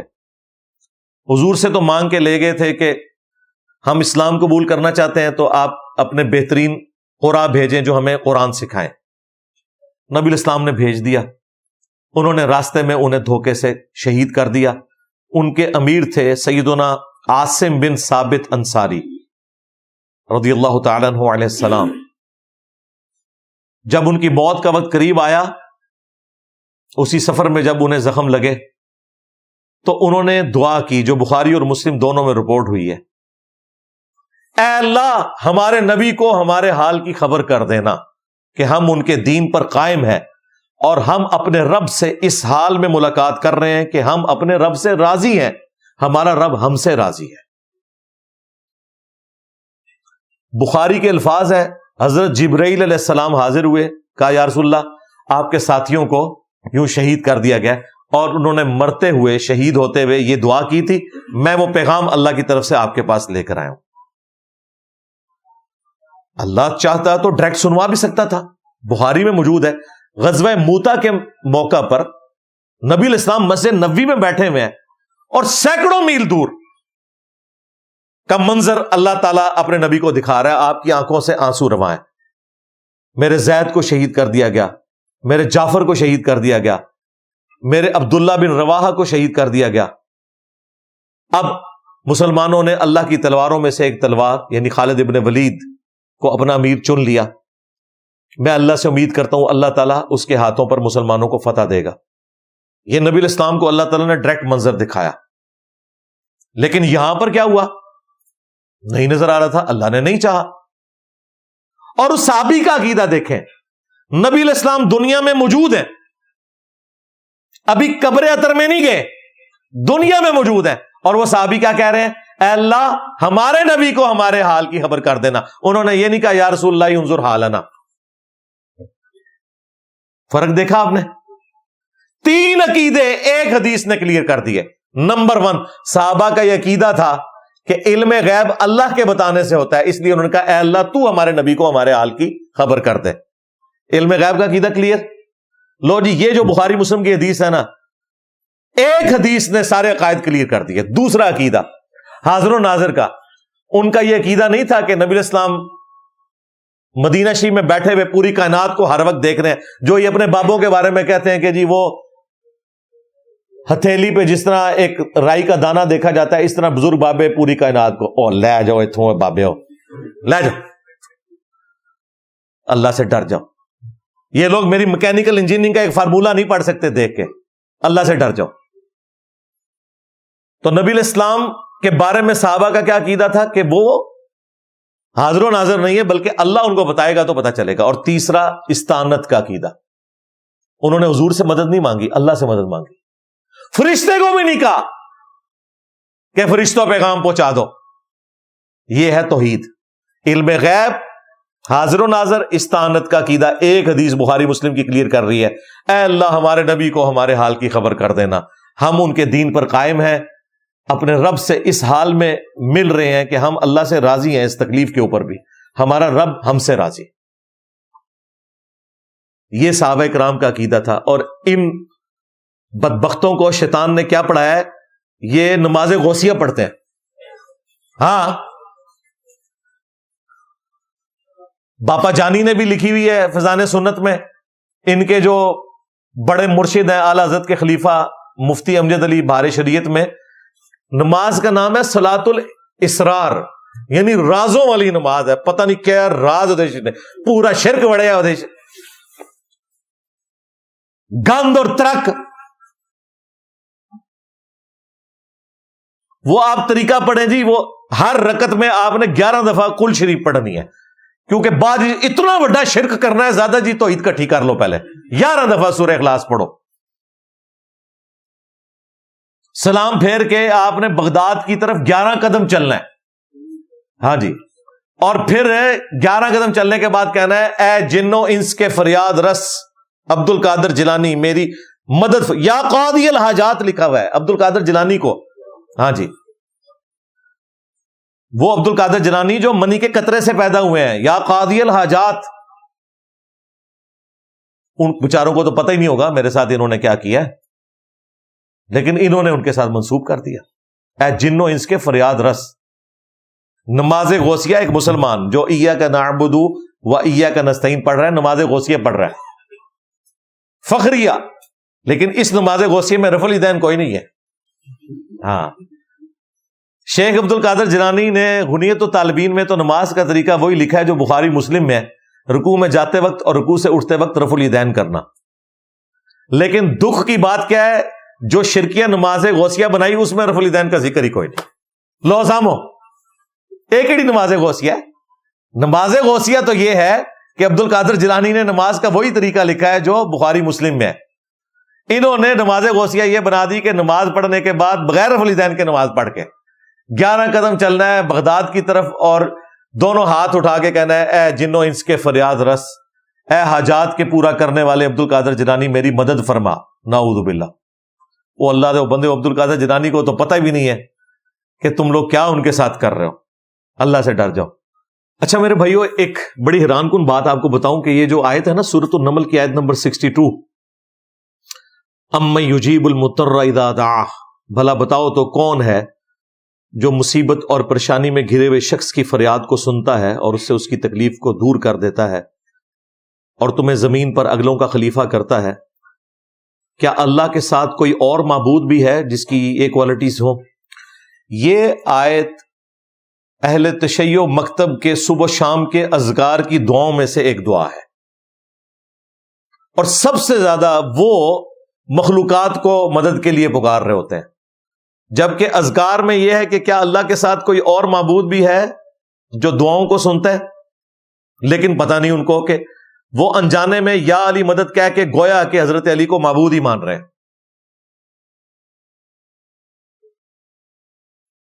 سیدنا علی رضی اللہ تعالیٰ عنہ کا ایک مکتوب ہے نہج البلاغہ میں, شیعہ کے ہاں ایک مشہور کتاب ہے حضرت علی کے خطبات کی. اس میں مکتوب نمبر 31 ہے, جنگ صفین سے واپسی پر مولا علی علیہ السلام نے حضرت حسن ابن علی کے نام ایک خط تحریر فرمایا, وصیت نامہ ہے, مکتوب نمبر 31. اس میں حضرت علی کہتے ہیں کہ اے حسن, تو اس باپ کی اولاد ہے جس نے عنقریب فنا ہو جانا ہے, یعنی موت آ جانی ہے, اور تیرے باپ نے اپنی زندگی میں اس بڑھاپے کو پہنچتے ہوئے کئی ایک تکلیف جو مخلوق کی طرف سے انہیں پہنچی وہ دیکھ لی ہیں. کافی لمبا خط ہے, اس میں انہوں نے کئی ایک نصیحتیں ان کو کی ہیں. پھر وہ کہتے ہیں کہ بیٹا اللہ کی ذات وہ ہے کہ جو زمین و آسمان کے تمام خزانوں کی مالک ہے، اور اس سے بڑھ کر یہ کہ اس نے مخلوقات کو اجازت دی ہے کہ وہ اس سے اس کے خزانوں میں سے مانگ بھی سکتے ہیں. یعنی نہ صرف وہ خزانوں کے مالک ہے بلکہ سوال کرنے کی اجازت دی ہے. اور پھر فرمایا یہ سوال کرنے کی اجازت اس لیے دی کہ وہ تمہیں عطا کرے. اس نے تمہیں مانگنے کی اجازت دی تاکہ تم اس سے دعا کرو اور وہ تمہاری دعاؤں کو قبول کرے. اس نے تمہیں اجازت دی کہ تم اس کی طرف رجوع لاؤ تاکہ تم اس سے رحم مانگو اور وہ تم پر رحم کرے.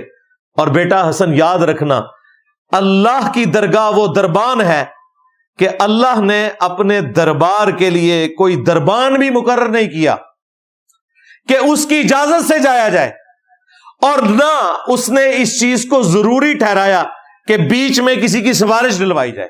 یعنی مولا علی نے سیدھا سیدھا عقیدہ بتا دیا کہ آپ نے اللہ کو پکارنا ہے اور اللہ تعالیٰ کسی وسیلے واسطے اور توسل کا محتاج نہیں ہے. ویسے وسیلہ اور توسل دعا کے طور پر کروایا جائے وہ بالکل درست ہے. جو بندہ آپ کے سامنے موجود ہے آپ اس سے دعا کروائیں. صحیح بخاری میں حضرت عمر نے عقیدہ بتا دیا نا، انا کننا نتوسل الیک بنبینا صلی اللہ علیہ وآلہ وسلم، اے اللہ ہم پہل تیرے نبی کے وسیلے سے تیری طرف متوجہ ہوتے تھے، ان کی دعا کی برکت سے تو بارش نازل فرماتا تھا. اب ہم تیرے نبی کے چچا کو لے کے آئے ہیں، ان کی دعا کی برکت سے بارش نازل فرما. بخاری کے الفاظ ہیں کہ حضرت عباس کی دعا سے پھر بارش ہو جاتی.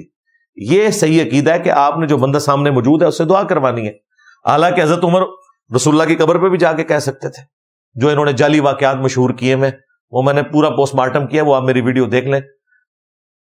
قبر رسول سے مانگنے کا عقیدہ میں نے بالکل کلیئر کٹ قرآن و سنت کی روشنی میں جو صحیح عقیدہ ہے وہ بتایا. تو یہاں پہ مولا علی علیہ السلام نے اپنے بیٹے حسن کو بتا دیا کہ اللہ کی درگاہ وہ ہے کہ اس نے کوئی دربان بھی مقرر نہیں کیا، ڈائریکٹ اللہ سے مانگو. اور یہ عین قرآن کی اس آیت کی سمجھ لیں تشریح ہے جو سورۃ البقرہ میں اللہ تعالیٰ نے فرمایا وَإِذَا سَأَلَكَ عِبَادِي عَنِّي فَإِنِّي قَرِيب. اے میرے محبوب صلی اللہ علیہ وآلہ وسلم، جب میرے بندے تم سے میرے متعلق پوچھیں تو تم فرماؤ میں تمہارے بالکل قریب ہوں. اجیب الدعوۃ الداعی اذا دعان، ہر پکارنے والے کی پکار کو سنتا ہوں جب وہ مجھے پکارے. فَلْيَسْتَجِيبُوا لِي وَلْيُؤْمِنُوا بِي لَعَلَّهُمْ يَرْشُدُونَ. لیکن لوگوں کو بھی چاہیے کہ میرا حکم مانیں اور مجھ پر ایمان لائیں جیسا کہ ایمان لانے کا حق ہے، تو پھر وہ کامیاب ہو جائیں گے. یعنی اللہ تعالیٰ ڈائریکٹ کہہ رہا ہے مجھ سے مانگو. جب میرے بندے اے نبی آپ سے پوچھیں نا، اب بڑا اچھا موقع تھا، اے نبی جب میرے بندے آپ سے پوچھیں تو آپ فرماؤ کہ بیچ میں وسیلے اور واسطے ڈالو، اللہ کو پکارو. نبی علیہ السلام کی کوئی دعا آپ کو اس طرح کی نہیں ملے گی. پورے قرآن میں درجنوں دعائیں ہیں انبیاء کی، سب ربنا کے ساتھ ہیں، ڈائریکٹ اللہ کو پکارا ہوا ہے. اور نبی علیہ السلام نے امت کو بھی یہی دعائیں سکھائی ہیں. صحیح بخاری میں حدیث ہے، حضرت ابن عباس کہتے ہیں کہ تمہارے جد امجد ابراہیم علیہ السلام کو جب آگ میں پھینکنے لگے تھے نا تو انہوں نے بھی یہی دعا مانگی تھی، اور تمہارے نبی صلی اللہ علیہ وآلہ وسلم پر بھی جب مشکل وقت آتا تھا تو وہ بھی یہی دعا مانگتے تھے جو کہ سورہ آل عمران میں آئی ہے، حسبنا اللہ ونعم الوکیل. ہم نے اللہ پر بھروسہ کیا، وہی بہتر کارساز ہے. پھر جامعہ ترمذی میں المستدرک للحاکم میں یہ حدیث موجود ہے صحیح سند کے ساتھ کہ نبی علیہ السلام ہر مصیبت اور پریشانی میں کہتے تھے یا حیو یا قیوم برحمتی کا استغیث، اے خود سے زندہ ہر چیز کو تھامنے والے، میں تیری رحمت کے ساتھ تیری مدد کا سوال کرتا ہوں. استغیث پڑھیں گے نا حمزہ یعنی الف کے ساتھ تو سنگولر کا سیغہ ہے، اور نون سے پڑھیں گے تو جمع کا سیغہ ہے نستغیث. پھر جامعہ ترمذی میں حدیث ہے جو سورۃ الانبیاء میں دعا آئی حضرت یونس علیہ السلام کی. نبی علیہ السلام نے فرمایا جو کوئی بھی یونس علیہ السلام کی دعا کے ذریعے اللہ کی طرف متوجہ ہو اللہ انہیں محروم نہیں لوٹائے گا. لا الہ الا انت سبحانک انی کنت من الظالمین. اے اللہ تیرے سوا کوئی معبود نہیں، تو تو غلطیوں سے پاک ہے نا، میں تو انسان ہوں، غلطی کروں گا، معاف کر دے. یہ سید الاستغفار بھی ہے اور اسماء اعظم میں سے ہے. نبی علیہ السلام نے کہا جو یہ دعا مانگ کے اللہ کی طرف متوجہ ہوگا وہ کبھی محروم نہیں لوٹایا جائے گا. اور یہ قرآن میں بھی الفاظ تھے کذالک ننجی المؤمنین، ہم مومنین کو بھی نجات دیں گے جس طرح یونس کو دی تھی اس دعا کی برکت سے. باقی دعا کا پروٹوکول ہے، وہ جامعہ ترمذی میں حدیث ہے، جو کوئی بھی اللہ کی حمد اور دروشی پڑھ کے دعا مانگے گا اللہ تعالیٰ اس کی دعا کو رد نہیں کرے گا، اس کی دعا کو قبول کیا جائے گا. لیکن قبولیت آپ والی نہیں ہے، ہاں یہ ذہن میں رکھیے گا. اور جامعہ ترمذی میں اور مسند احمد میں حدیث موجود ہے دعا ہر حال میں قبول ہوتی ہے، یا تو جو مانگا وہ مل جائے گا، یا اس کے بدلے اللہ تعالیٰ کوئی بہتر نعم البدل دے دے گا، یا کوئی تکلیف دور کر دے گا، یا پھر تیسری صورت یہ ہے کہ وہ دعا سیو کر دی جائے گی قیامت والے دن، اللہ تعالیٰ اس کی برکت سے انسان کو نیکیاں عطا فرمائے گا. قیامت والے دن تو ایک نیکی بھی بڑی قیمتی ہوگی. تو جب صحابہ کرام نے یہ سنا نا کہ دعا تو قبول ہوتی ہی ہوتی ہے، اس کی شکلیں مختلف ہیں، تو صحابہ نے پھر کہا یا رسول اللہ پھر ہم تو بہت زیادہ دعائیں مانگا کریں گے. تو نبی علیہ السلام نے فرمایا اللہ تعالیٰ بھی بہت زیادہ دعائیں قبول فرمانے والا ہے. پھر جامعہ ترمذی اور مسند احمد میں یہ بھی حدیث ہے جو شخص یہ چاہتا ہے کہ مصیبت اور پریشانی میں اللہ تعالیٰ اس کی دعا قبول کرے، اسے چاہیے کہ جب وہ آسودہ حال ہو، جب سب کچھ صحیح چل رہا ہو، اس وقت بھی اللہ سے مانگا کرے، پھر اللہ تعالیٰ مصیبت میں بھی اس کی دعائیں قبول کرے گا. دیکھیں نبی علیہ السلام نے موتیوں کی طرح ایک ایک بات کلیئر کٹ کرسٹل کلیئر کر کے بتا دیا امت کو. اب امت اگر بابوں کو بزرگوں کو پکارتی پھرے تو نبی علیہ السلام تو اعلان برات کرنے والے ہیں. سیدھی سی بات ہے. نبی علیہ السلام نے امت کو پوری ایمانداری کے ساتھ جو دین اللہ نے ان کو بتایا تھا، دین توحید، پوری ایمانداری کے ساتھ امت تک پہنچا دیا الحمدللہ. تو میں نے کوشش کی ہے کہ مختصر سے وقت میں اپنا میسج آپ لوگوں تک پہنچا سکوں. ابھی بھی بہت میرے سینے میں زخم ہے، یقین کریں. میں پھر بھی اتنا غصہ کرنے کے باوجود، قرآن و سنت کے دلائل رکھنے کے باوجود، اینڈ پہ آپ سے ایک ڈیمانڈ کرتا ہوں کہ مرنے سے پہلے اے مسلمان کر لے اس پہ غور. کتابوں کا خدا اور ہے، بابوں کا خدا اور، کتابوں کا پیمبر اور ہے، بابوں کا پیمبر اور، کتابوں کا دین اور ہے، بابوں کا دین اور. اگرچہ وہ بابے بھی اسی خدا رسول اور دین کے ماننے والے تھے، لیکن انہوں نے تعلیمات کتابوں والی نہیں دی، گویا کہ پھر وہ کسی اور ہی خدا کے ماننے والے تھے. ہمارے خدا کی تعلیمات تو قرآن میں ہے، ہمارے نبی کی تعلیمات تو قرآن بخاری مسلم میں ہے، ان کے بابوں کی تعلیمات پتہ نہیں پھر کہاں پہ لکھی ہوئی ہیں. اللہ تعالیٰ ان کے شر سے امت کو بچائے اور عقیدہ توحید کے اوپر راسخ فرمائے، عقیدہ ختم نبوت کے اوپر راسخ فرمائے، اور ہمیں تمام دجالوں سے، خواہ وہ چشتی دجال ہو، تھانوی دجال ہو، یا غلام احمد قادیانی دجال ہو، ان سب سے بچا کر اس شخصیت کے ساتھ اپنی نسبت کو مضبوط کرنے کی توفیق دے کہ جس کی قبر مدینے میں ہے. صلو علی محمد و آل محمد، اللہم صلی علی محمد و علی آل محمد و اصحاب محمد و ازواج محمد و امت محمد اجمعین الی یوم الدین آمین. کافی سارے بھائیوں نے، بہنوں نے دعاؤں کے لیے کہا ہوتا ہے، اس لیے ہم اپنے پروگرام کے اینڈ کے اوپر دعا بھی کر لیتے ہیں. اللہم انی اسألک بانک انت اللہ لا الہ الا انت الاحد الصمد الذی لم یلد ولم یولد ولم یکن له کفوا احد وإلہکم الہ واحد لا الہ الا هو الرحمن الرحیم. الف لام میم اللہ لا الہ الا هو الحی القیوم. اللہم صلی علی محمد وعلی آل محمد. اللہم ربنا آتنا فی الدنیا حسنہ وفی الآخرۃ حسنۃ وقنا عذاب النار. ربنا آتنا من لدنک رحمہ وہیئ لنا من امرنا رشدا. لا الہ الا انت سبحانک انی کنت من الظالمین. اللہم اغفر لحینا ومیتنا وشاہدنا وغائبنا وصغیرنا وکبیرنا وذکرنا وانثانا. اللہم من احییتہ منا فاحیہ علی الاسلام ومن توفیتہ منا فتوفہ علی الایمان. اے اللہ جن جن بھلائیوں کا سوال تیرے محبوب صلی اللہ علیہ وآلہ وسلم نے تجھ سے کیا، ہمارے حق میں، ہمارے ماں باپ کے حق میں، ہمارے بیوی بچوں کے حق میں، پوری امت کے حق میں قبول منظور فرما۔ جن جن چیزوں کے شر سے تیرے محبوب صلی اللہ علیہ وآلہ وسلم نے تیری پناہ طلب کی، تمام مسلمانوں کو ان چیزوں کے شر سے اپنی پناہ عطا فرما۔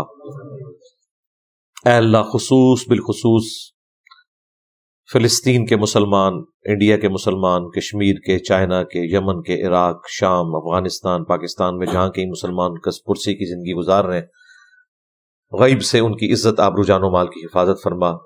اے اللہ، حاضرین کے دلوں میں جو جو نیک اور جائز دعائیں ہیں قبول فرما۔ حاضرین کے جو چھوٹے بڑے رشتہ دار فوت ہو چکے ان کی مغفرت فرما۔ یہ تمام دعائیں تمام مسلمانوں کے حق میں قبول منظور فرما۔ اے اللہ، ہمارے ملک پاکستان کی خیر فرما، پورے عالم اسلام کی خیر فرما، اندرونی اور بیرونی خطرات سے محفوظ فرما۔ سبحان ربک رب العزت عما یصفون وسلام علی المرسلین والحمد للہ رب العالمین، وصلی اللہ علی النبی الکریم وعلی آلہ واصحابہ اجمعین الی یوم الدین، آمین۔